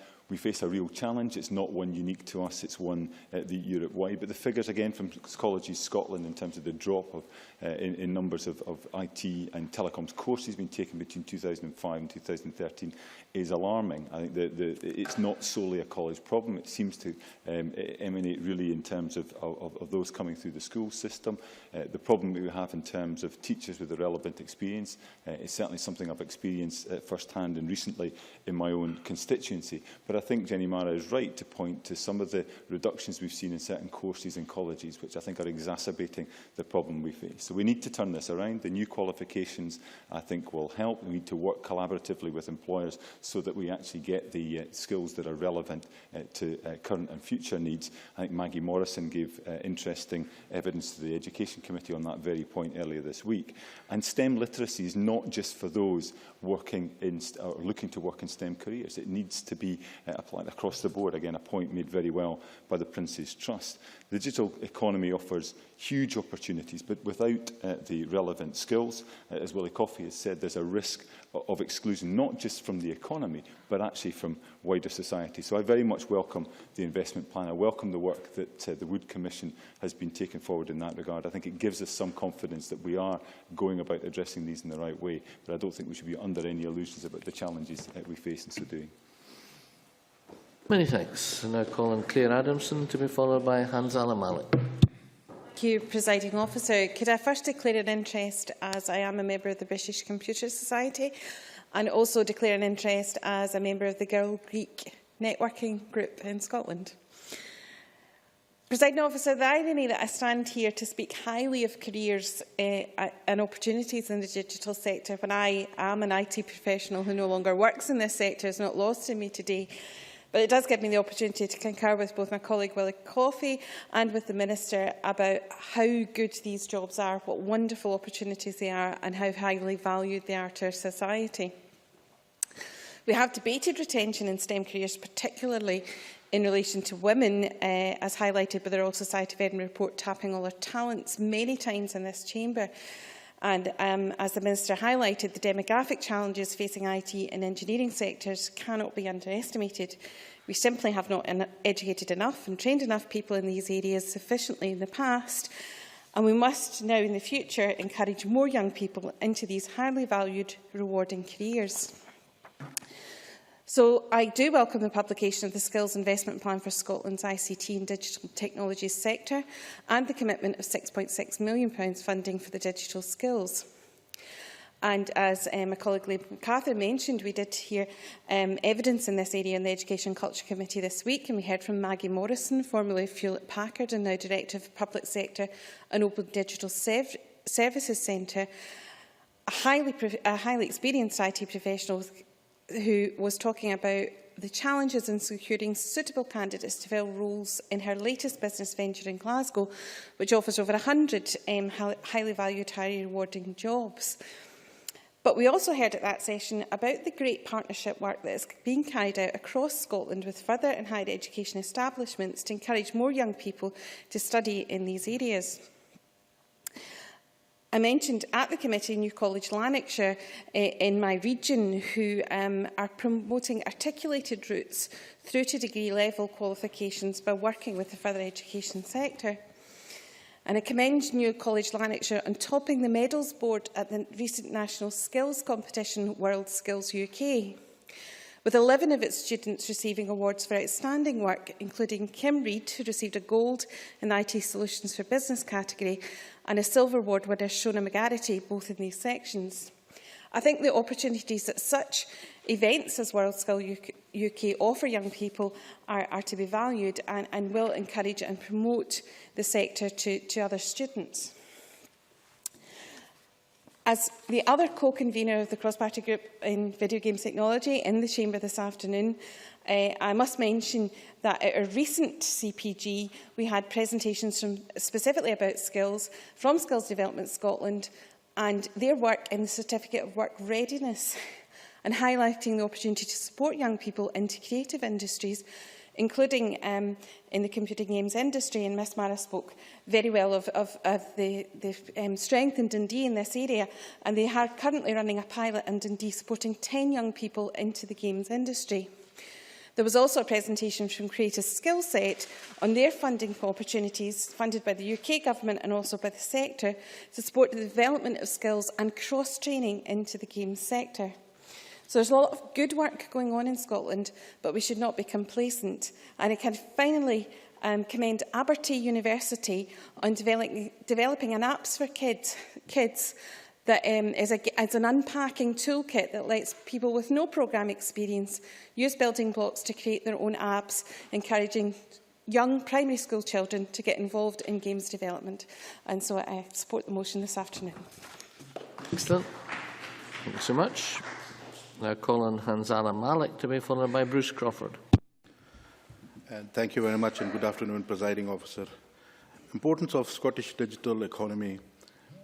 Glasgow Business Gateway has launched a new business development project called Building Better Business. This project aims are to boost the development of Glasgow digital economy and to raise awareness about the benefits of social media and digital businesses amongst Glasgow SMEs. The digital economy is essential to the growth of Glasgow's economy and its potential of attracting investment and facilitating job creation. Building Better Business offers free workshops on social media to Glasgow businesses, along with grant funding available to new starts up to £1,000, and it is called Digital Business Grant. This project and grants offered are designed to help Glasgow businesses create an online presence and use digital tools to aid their development and growth. In July 2013, 11 digital businesses in Glasgow won funding competitions. Amongst the winning ideas were small digital tags for wireless monitoring and security apparatuses, and computer games tendering technology that will help make feature films easier and cheaper to produce. The winning companies were offered up to 60% of funding for these projects. The internet economy of the UK is growing at 10% a year, and by 2016, it will account for 10% of GDP. The UK spends more per head on this over the internet than any other nation. The UK businesses are leading the digital technology and its use today. The health and care sector in Scotland is a majority beneficiary of this new technology and intervention. It is the first sector to benefit from Scotland's technology and engineering framework for action. The protocol for focusing on developing Scotland's capability in technology and engineering, the framework for action was launched in Scotland's technology show in Glasgow last year. The framework is targeted to improve public service and grow Scotland's economic, and it sits along the 10 million investment in the Digital Health Institute, which will see work between health and care, academia and industry to identify pioneering digital operations. Supported operation. Thank you. Glasgow City Council is also playing its role in supporting the digital technology flourish in Scotland. And I think that's something, once again, we've seen time and time, that Glasgow City Council has tend to lead many of the new ideas in terms of industry and technology to support our industry overall. One of the things that I've come to note is that our young in particular are doing well. And whilst I take on board that our elders are also very keen on using technology, I can use my mother as an example, who normally tells me how I can use some of the free services that are available on the websites. So all I say is that I support the amendment, and I hope that everybody else will as well. Thank you very much. Thank you very much. I now call on Bruce Crawford to be followed by Margaret McDougall. Thank you, Presiding Officer. I'm pleased to have the opportunity to speak in today's debate, but I've got to say I'm a bit overwhelmed by the number of my colleagues who have got significant IT experience. I feel a bit of a Luddite in their presence. But what I do know is that digital technology, including superfast broadband, will be a hugely important element, obviously, of Scotland's future economy, providing the very infrastructure upon which much of our business locally, nationally and internationally will depend. It's essential, therefore, that we ensure that Scotland has a communications infrastructure capable of delivering for Scottish businesses, communities and individuals. That's why the Step Change programme and the creation of a superfast broadband infrastructure is so vital for all of Scotland. Today, however, our concentration is on developing skills for Scotland's digital economy, and particularly the Skills Investment Plan, I know, which we all welcome. But we should also recognise that the Skills Plan can only work to its maximum effect if it's properly joined up and linked with the Step Change programme. Let me come back to what I mean by this. Gordon MacDonald and others said that obviously Scotland's ICT and digital technology industries create billions for the economy and employ many thousands of digital technology professionals. The Skills Plan recognises that there must be appropriate training opportunities to satisfy the demands for a qualified workforce, for start-up enterprises, for existing Indigenous companies and potential inward investors. In the Stirling area, we have a skilled workforce, but there is no complacency that these skills will suffice for the digital economy of the future. That's why, and Gordon MacDonald mentioned this, 2 new digital technology-based degree courses run by Forth Valley College and the University of Stirling are mirroring the Scottish Government's drive to develop new ICT skills and are so welcome as part of the developing picture of skills training available. These courses are innovative and recognise the increasing importance to have a skilled workforce ready to embrace new technology and development. In short, they're just what the sector requires, and I hope we see constant innovation such as the collaboration between these 2 excellent further education institutes replicated across the country. Surely. Jenny Manor. For giving way, Presiding Officer. There was an issue came up earlier this week on Forth Valley Colleges, some of the apprentices actually going into the oil and gas industry, not a million miles removed from here.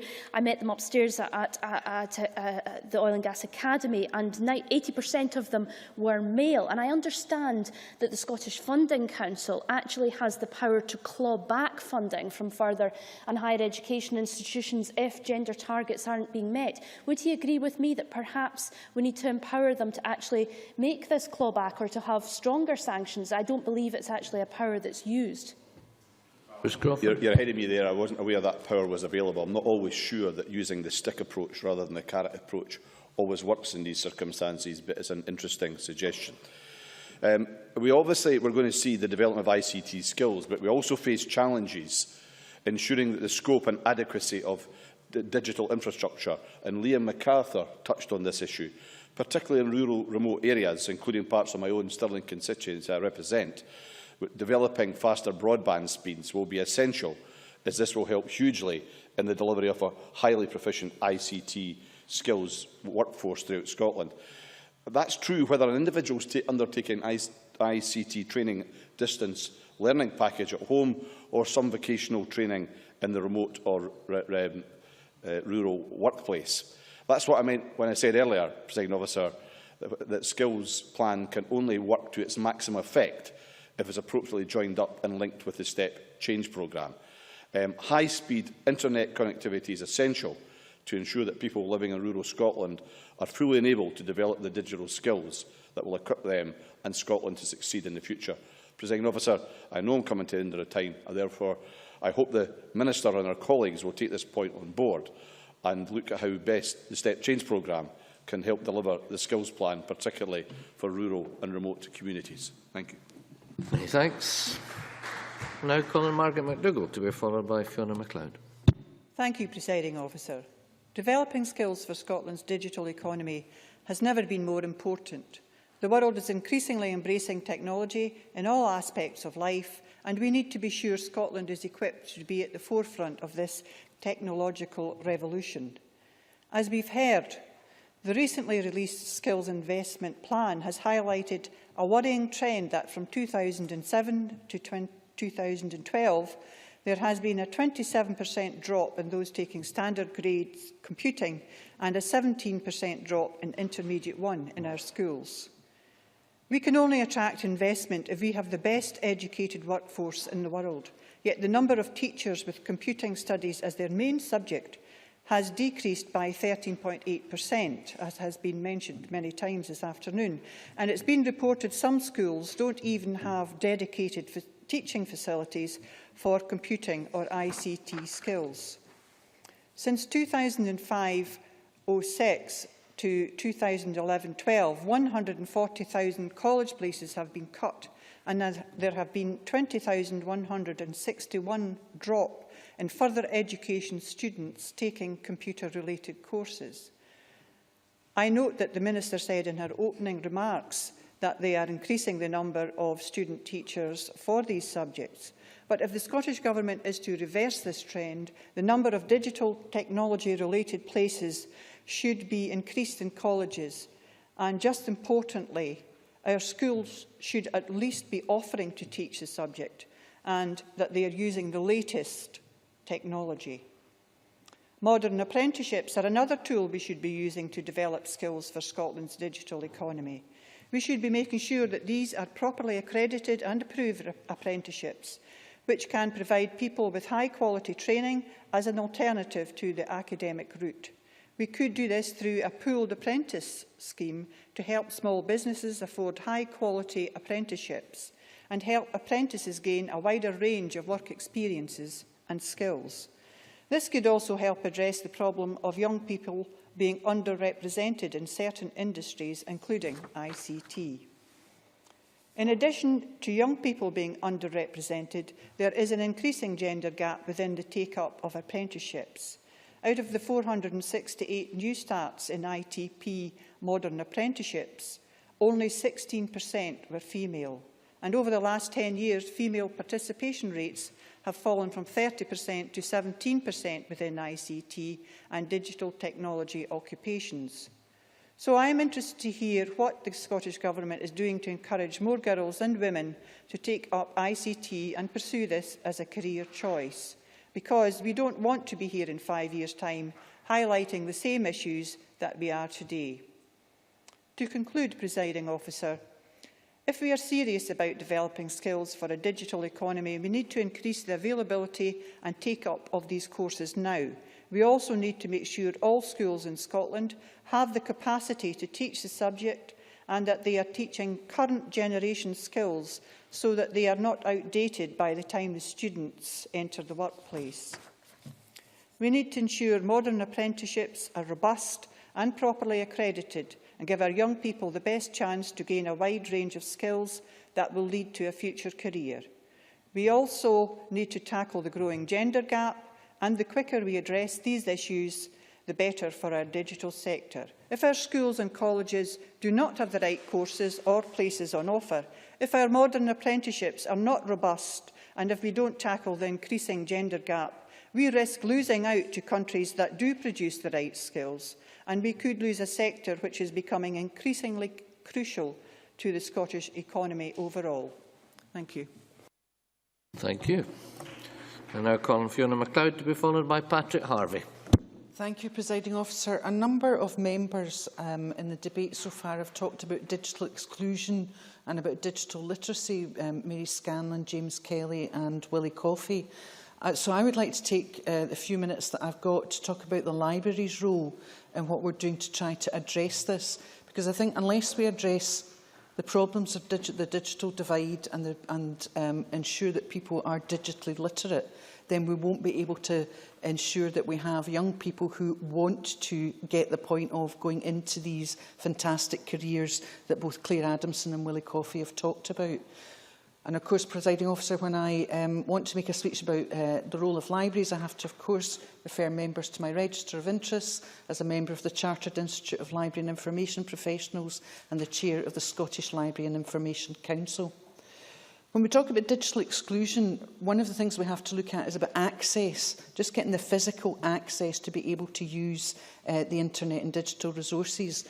And I'm very proud that I think up to date there's £400 million of Scottish Government money has been put into the rollout of broadband across Scotland. Now, we know we're still not reaching the hardest to reach geographical areas and the hardest to reach people in the country, but we're making a good stab at it and we have plans to keep going at that. But one of the things that I would like to bring to the Chamber's attention is that there are 8.5 million hours per annum of free internet access in Scotland's public libraries. So until we complete the broadband rollout, there is an easily accessible place that people can go. But I think the biggest thing when we talk about digital exclusion and getting folk involved in the digital world is about our use of the technology, not our access to it. And that's about digital literacy. And I believe that digital literacy underpins ICT and digital technology skills. And in fact, all of these things are part of information literacy. These are core skills for life. And we've talked often about schools in this debate and about schools having computing teachers. Well, I would also make a great pitch for the fact that the school librarian is one of the people that is best placed to introduce this core skill of information literacy to every pupil in the country. And having got the information literacy, they'll make the move along the line to digital literacy. But information literacy and digital literacy, increasingly in the 21st century, are also lifelong skills, and that's where the public libraries can play so much. Do you know that there are over 500 public libraries in Scotland, or as I heard them referred to last night at the Cross-Party Group on Digital Participation, there are over 500 information hubs across Scotland that are freely accessible to everybody in Scotland. 30 million visits are made to libraries every year, and the majority of those visits are made by women. And 500,000 visits are made to learning centres and libraries. So I would pitch to the Minister that one of the ways of increasing women's participation in the digital skills agenda is by catching those women when they're in the public library.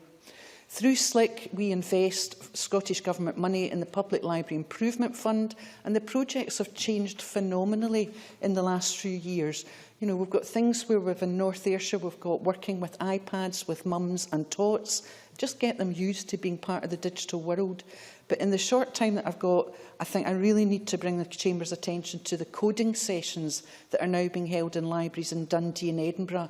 And that's where we're moving young people from being digital consumers to actually being digital creators.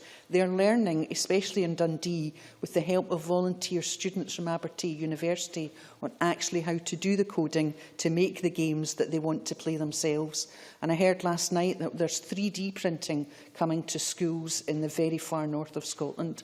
So in concluding, Presiding Officer, we've got to overcome the digital divide by providing access, but above all, by providing skills and motivation to use the technology. And I'm proud of the comprehensive and inclusive role that libraries are playing in this, will continue to play, and the fact that they're funded by the Scottish Government to do so. Thank you. Thanks so much. Now call on Patrick Harvey to be followed by Roderick Campbell. Much that's been said I agree with on the likely growth of demand for skilled professionals, on the need for our education services to provide those skills, on infrastructure issues, the digital divide and the opportunities for young people, in particular young women. I don't disagree with any of it, and I'll be voting for the motion and the amendment. But there's also much that has not been said about this issue, because digital participation is not merely access. Being a creative citizen online, not just a consumer, as Fiona MacLeod rightly said, means more than simply having those skills. If we are going to maximise the social, cultural and economic benefits that digital technology has to offer, it demands an agenda of digital rights as well. And I do regret that the Chamber doesn't have the opportunity to debate the amendment that I lodged. Page 29 of your business bulletin, if anyone's still interested. If people are going to be active citizens online, if people are going to participate in a genuine way, we must have trust in the digital technologies that we're accessing. And that, I believe, requires an agenda of digital rights. This agenda raises questions of privacy, of consent, of the use of individual data and metadata by both government and corporate players. Questions of how power is exercised online, not merely of which products we choose to consume online.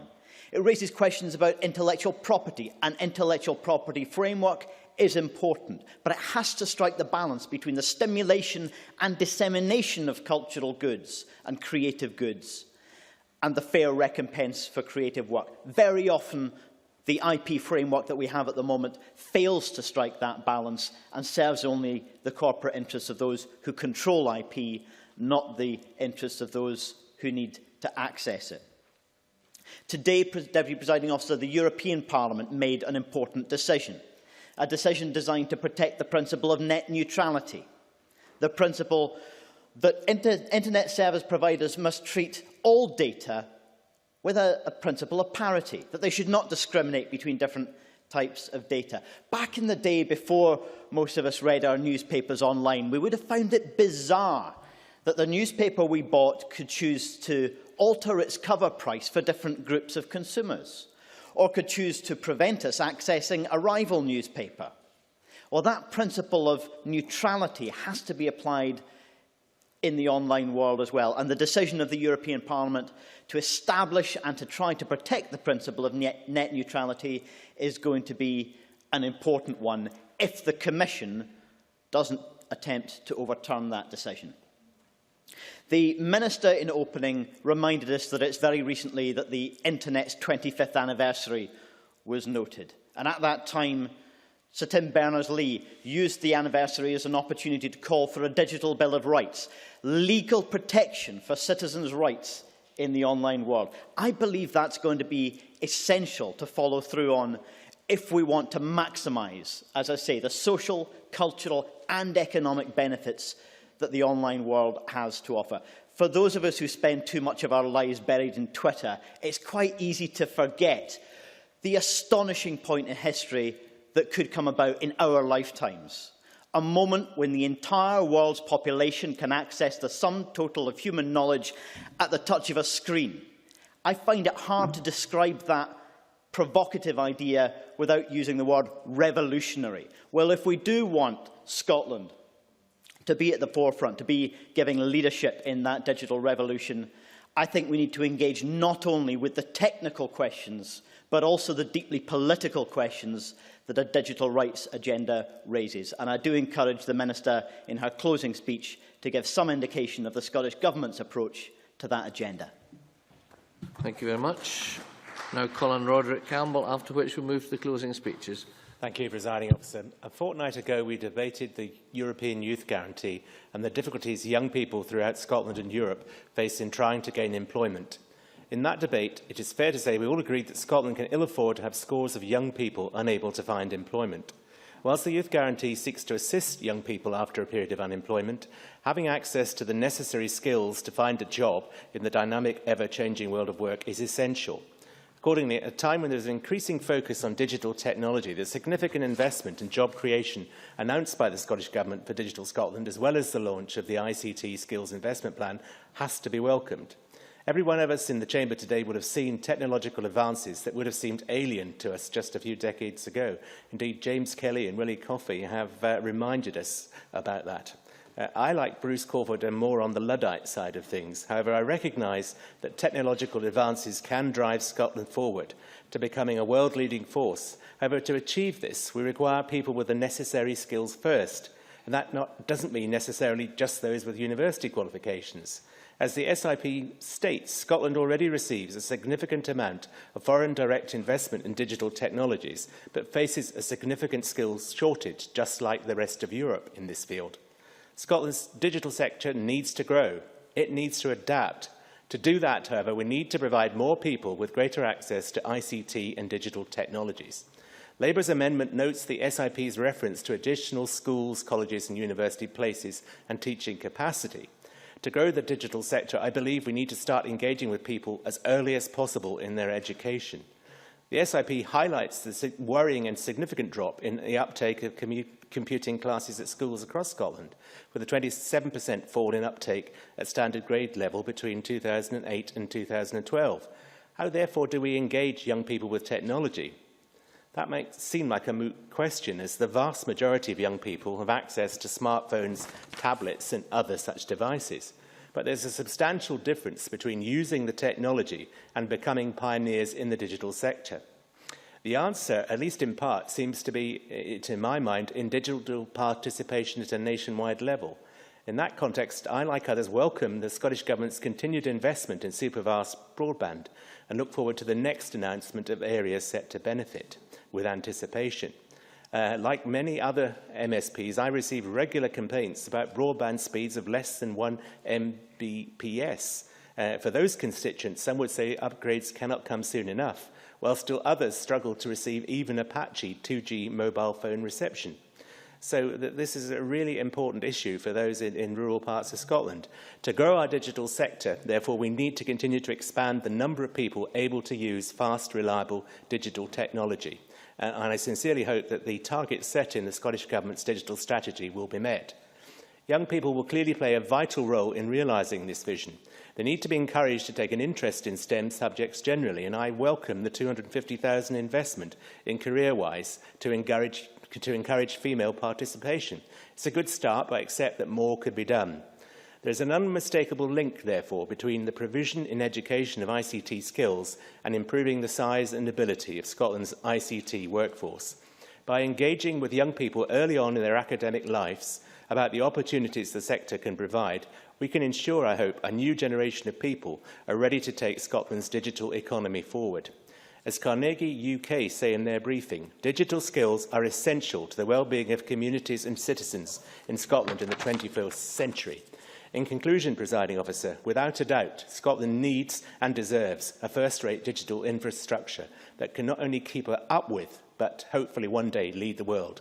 Thank you, Presiding Officer. And thank you.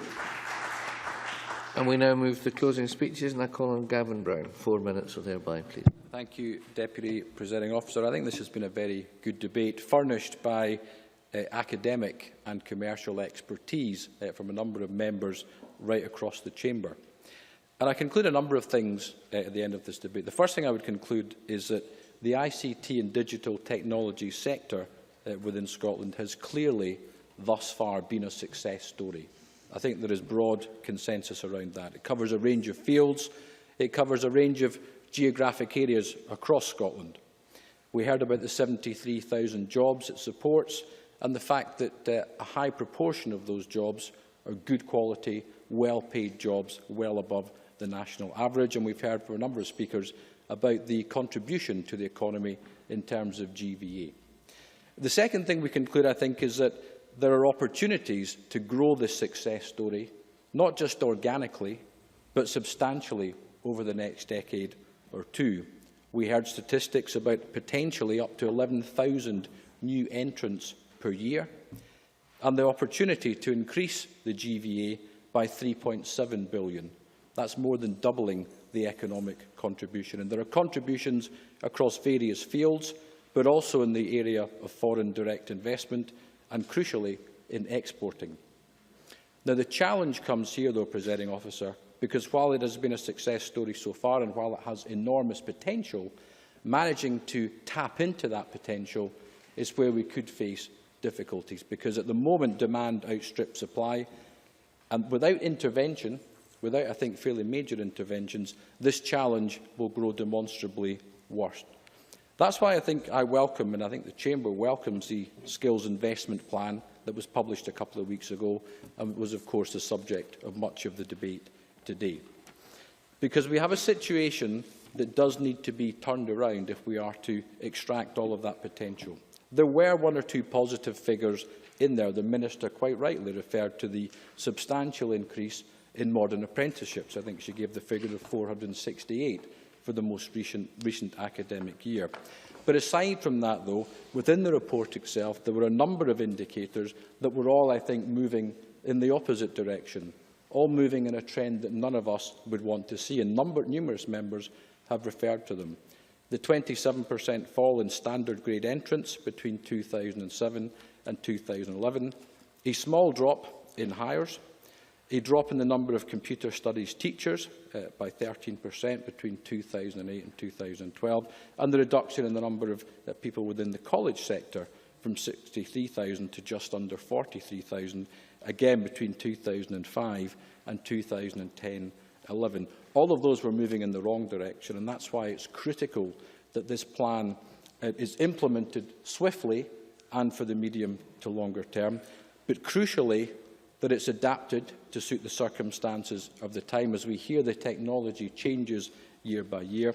And on top of that, even more vitally, that it is suitably monitored, both by ministers, by Skills Development Scotland and by the Government and Parliament more widely. Because it's easy to set targets for 2020. The hard part is monitoring it year by year to make sure that we make sufficient progress towards those targets. Without that, the targets end up being fairly meaningless. So in closing, Deputy Presiding Officer, can I ask the Minister if she has time in her closing, which I suspect is a fairly short closing, is she able at this stage to give us any further details on the £6.6 million that was promised, and will this be a recurring sum or is it a one-off? And just one final point that hasn't been touched on yet, but I just want to read it out. In the report itself, on the Appendix 3, it says, "It has been reported that some schools do not have any dedicated provision for teaching ICT or computing." Now, I don't know if that's true, and if it is true, I don't know how widespread it is, but I wonder if the Minister would give a personal commitment to get somebody from the Government to look into that particular comment, because if it is true, it must not be true in weeks or months' time. That's something that I think all of us can agree cannot be the case if we are to tap into our potential. Thank you. Thanks so much. I now call on Jenny Mara, 6 minutes or thereby. Thank you, Presiding Officer. Can I start by welcoming the final comments of Gavin Brown there and adding my support for that suggestion that the Scottish Government look into that as a matter of priority. I think today's debate has been a very constructive and interesting one, and focusing on a wide range of issues. The digital economy is a thriving and essential part of Scotland's economy, as we agree. But I think the main theme that is carried today is that we could be doing that bit more to encourage it, nurture it, and to help it grow into the industry that we want it to be. And I think chief among the points raised across the Chamber, Presiding Officer, is about promoting the right skills in the right people to support future growth and investment. And the Scottish Government obviously have a significant role to play in that through Skills Development Scotland. The investment plan ought to be used as intended, a pulse check on the industry and its key partners to inform future policy developments in areas where we can make improvements. And today, Labour has raised areas where we believe those improvements can be made in our education system, in our schools, our colleges, and through modern apprenticeships as well. Because in our schools, we have heard from several members today that we have fewer teachers with ICT as their main subject, and as Gavin Brown just highlighted from the report, a concern that perhaps no ICT in some schools. College courses, as we know, have been cut, and there is less uptake of those courses that remain. And we know, and the Minister acknowledged, that fewer women are engaging with our digital economy, and that could be improved, particularly through our modern apprenticeship scheme. And there is a growing demand for skilled labour in the sector, up to 11,000 jobs per year. And to fill them, we must be proactive in every part of our education system to encourage and inspire young people into this industry. Now, the Government has committed to using 12 million of Barnett consequentials to implement the recommendations of the Wood Commission. And I am certain that this will provide us with an opportunity to work with businesses, local authorities, colleges and schools to develop digital skills and link opportunities with our young people.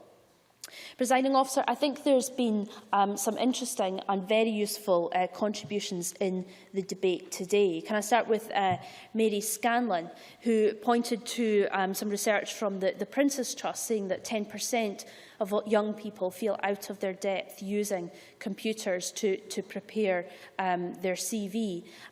She said it was an equalities issue. I thoroughly agree with that, and I think it takes us on to being a poverty issue and an issue of digital exclusion, which my colleague James Kelly touched on. I'd very much like to hear something from the Minister in her closing remarks about digital exclusion. I know in my home city of Dundee that digital exclusion is a particular problem. And it's not just in the industry. We know that actually digital exclusion results in families paying more on their weekly and monthly bills and has all sorts of impact on our communities. And so I'd be very interested to hear some closing remarks on the issue of digital exclusion. James Kelly said that we must improve our digital connectivity throughout Scotland and remarked on the improvements that Glasgow is making.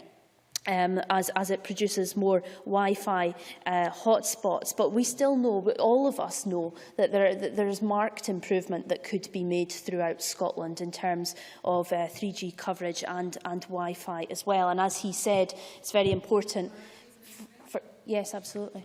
Fiona MacLeod. While agreeing with Ms Mara's comments about digital exclusion in terms of the hardware, are you aware of the Carnegie UK work that it's once you give people the hardware, it's about how we actually make sure that they want to connect? Mara? I would agree with that to some extent, but I think there is an issue about coverage in some areas of the country and also about access to the hardware and then the cost of connecting itself. So, but perhaps that is fodder for another debate, Presiding Officer. I think Liam MacArthur made another very important point from the Prince's Trust about STEM literacy, and not just for this industry, but across our schools and generation coming forward. It strikes me that every time I speak to young people today, they are saying that they are taking less science and language courses in our schools, and this has got to be of concern, that there is not compulsory measures in place to make sure that our next generation are literate in these subjects. I thought Patrick Harvey, and I wasn't surprised, made one of the most articulate contributions to the debate this afternoon on digital rights, perhaps again a subject for another debate, but it's certainly something that these benches would be interested in exploring, and I would welcome the motion passed in the European Parliament today. Presiding Officer, I think this afternoon's debate has been very constructive and positive. I welcome the investment the Government has made in our digital economy and the commitment they have made to it today. There is an emerging skills gap identified in the investment plan, but one which should and could be filled. The jobs from our digital economy are among the most rewarding and exciting jobs for our young people and for everyone as the industry continues to develop. And I'm certain that we can work together to build the skills in our young people to make it as profitable and rewarding for our country as possible. Many thanks. And I now call on Minister Angela Constance to wind up the debate. Minister, you have until 5 o'clock. Thank you very much, Presiding Officer. The debates in this Parliament that I always enjoy the most are the ones where members bring their own passions, interests and experiences to the Chamber. So we've heard that Jenny Mara is very passionate about Minecraft. My 6-year-old son will be exceptionally impressed with that, and that his favourite subject has been debated in Chamber in some shape or form. In terms of interests, we have, of course, heard from Fiona MacLeod that she's very interested in libraries, but nonetheless she made a very thoughtful contribution. And in terms of experiences, we've heard James Kelly and others take a trip down memory lane, and Claire Adamson has outed herself as a girl geek, and a very proud girl geek at that. I think Bruce Crawford, Gavin Brown and Liam MacArthur all made the very legitimate point that the digital skills agenda certainly sits in a much broader context. And there are very obvious connections with digital skills to the digital economy, infrastructure and, of course, digital participation. And Fiona Hislop will be launching the new digital participation strategy sometime in the near future. And members did make the point that participation is very closely linked to the needs of our economy and small businesses in particular. Digital literacy is, of course, an ongoing issue that links to what Mary Scanlon described as equalities, and it was very well put by the Prince's Trust, who did compile a very informative and, indeed challenging briefing. I hope members won't mind that in the little time that I have available that I want to focus my remarks on the skills agenda, young people and women. And I always have some trepidation, whether it's within this chamber or when I'm out doing ministerial engagements, when it's, the subject matter is about technology, ICT and anything digital, because I'm very conscious of my own IT limitations, and quite often when a problem arises, my response is to bash the technology and to shout at someone to sort it, which is usually my husband. But I suppose, like James Kelly, I was probably amongst the first of school pupils to be experience the teaching of computing science in school back in the early 1980s. And my experience as a young teenager at that time was that I was completely and utterly, I suppose to my shame, disengaged from it. Now, of course, schools today are very different from my time in terms of how they engage with young people and how they teach a variety of subjects across the curriculum. But there's no doubt about it that there is a conundrum, and that conundrum is that young people today are voracious users of technology, yet don't always see the relevance of formally studying computing science and other related studies to their careers and their future working lives. And in that regard, I do think it's very important that we consider the views of why that is and the views of young people in particular. And I think when questioned, nearly a third of young people will describe how ICT is really just not engaging enough for them. And this is where the Skills Investment Plan is, of course, very important to schools in terms of supporting ICT learning, but also in terms of supporting teachers with the most up-to-date knowledge with regards to technology and current practice within the workplace. I think the Skills Investment Plan is also important in terms of raising the profile of careers. I'm not sure that the IT crowd has done much to persuade parents in particular about the contribution that people pursuing an IT career can make to the economy. And a very important point in the Skills Investment Plan for schools is that engagement between the world of work, the engagement between business and industry through every aspect of our education system. Now, Presiding Officer, I am pleased to inform Chamber that I will be accepting of the amendment as tabled by Jenny Mara. And can I just say to Patrick Harvey, I was very interested in his amendment that wasn't accepted, and I, for one, would certainly have been minded to accept it, at least within the spirit in which it was presented. Yes. Patrick Harvey.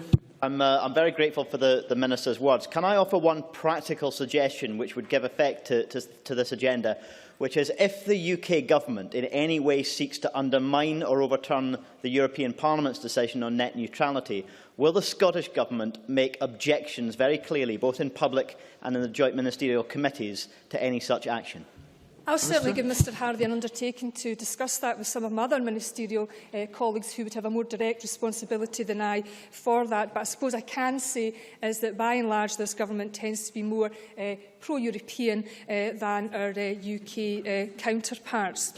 Now, there were some very serious points raised by Jenny Mara and Mary Scanlon. And, it has to be acknowledged that the number of young people in school, colleges and universities that are studying computer science or related subjects is indeed falling, and we need to do our utmost to reverse that tide. But there needs to be, not just now in a wee minute, there needs to be a range of actions that are taken right across the education system, starting from the early years, right through secondary school, right through colleges, universities, and actions that actually need to be taken within the workplace. I thank the Minister for giving way. I wonder if she'll commit to looking at the point I raised with Bruce Crawford about the Scottish Funding Council's power of clawback of funding where gender targets are not being met. As we've both acknowledged in this debate, they're not being met in our colleges and universities. Minister. I've certainly given Ms Maher an undertaking to look at that in conjunction with my colleague Shona Robinson. I think we may have a different understanding as to what isn't possible, but nonetheless, I'm not going to quibble about giving her an undertaking day to look at that in more detail.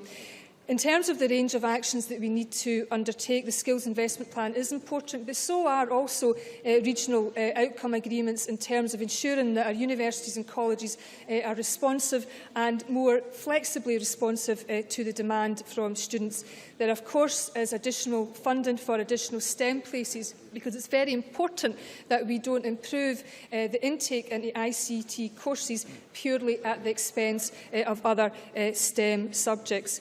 With regards to the Modern Apprenticeship Programme, I think we can be pleased with the quite rapid increase in the ICT framework, going from 24 in 2008 to 2009, and which I hope this year that we might actually get nearer to 600, but we'll have to wait for that confirmation.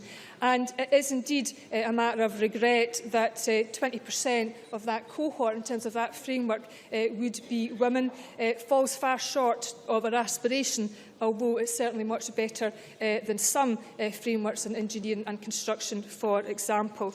In terms of actions undertaken by Skills Development Scotland that some members sought, we gave an undertaking to the Equal Opportunities Commitment to have an awareness-raising campaign in Scottish Apprenticeship Week.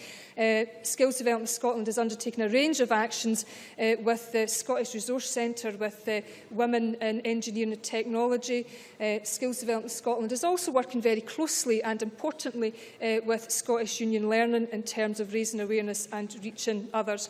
But ultimately, the Skills Investment Plan is crucially important as well. And I suppose all I want to say with regards to the Skills Investment Plan is that it has been devised and developed with industry leading the way. There are 4 very important themes responding to the immediate needs of industry, and I answered questions earlier from Willie Coffey in this chamber about the Digital Skills Academy. We do also need to raise the profile of the sector. We need to broaden the future talent pipeline, and we need to make our education system far more responsive to the needs of industry. And I think it's an important point to make to the Chamber that in terms of the Skills Investment Plan, it will be reviewing progress and revisiting issues in a year's time to ensure that it's doing what it's set out to take. Many thanks. And that concludes the debate on developing skills for Scotland's digital economy. And it's now time to move on to the next item of business, which is consideration of 2 Parliamentary Bureau Motions. I'd ask Joe Fitzpatrick to move motion number 9567 on committee membership and motion number 9568 on substitution on committees. Moved en bloc. Thank you. The questions on these motions will be put at decision time, to which we now come. And there are 5 questions to be put as a result of today's business. And the first question is that motion 9391 in the name of David Stewart on defective and dangerous buildings, recovery of expenses, Scotland Bill be agreed to. Are we all agreed? Yes. The motion is therefore agreed to. The second question is that Amendment 9575.1 in the name of Jenny Mara, which seeks to amend motion number 9575 in the name of Angela Constance on developing skills for Scotland's digital economy, be agreed to. Are we all agreed? Yes. We are. Thank you. The third question is that question The next question is that motion 9575 in the name of Angela Constance as amended on developing skills for Scotland's digital economy be agreed to. Are we all agreed? Yes. We are. Thank you very much. The fourth question is that motion 9567 in the name of Joe Fitzpatrick on committee membership be agreed to. Are we all agreed? Yes. We are. Thank you. And the fifth question is that motion 9568 in the name of Joe Fitzpatrick on substitutions on committees be agreed to. Are we all agreed? Yes. We are. And that concludes the decision time. And I now close this meeting of Parliament.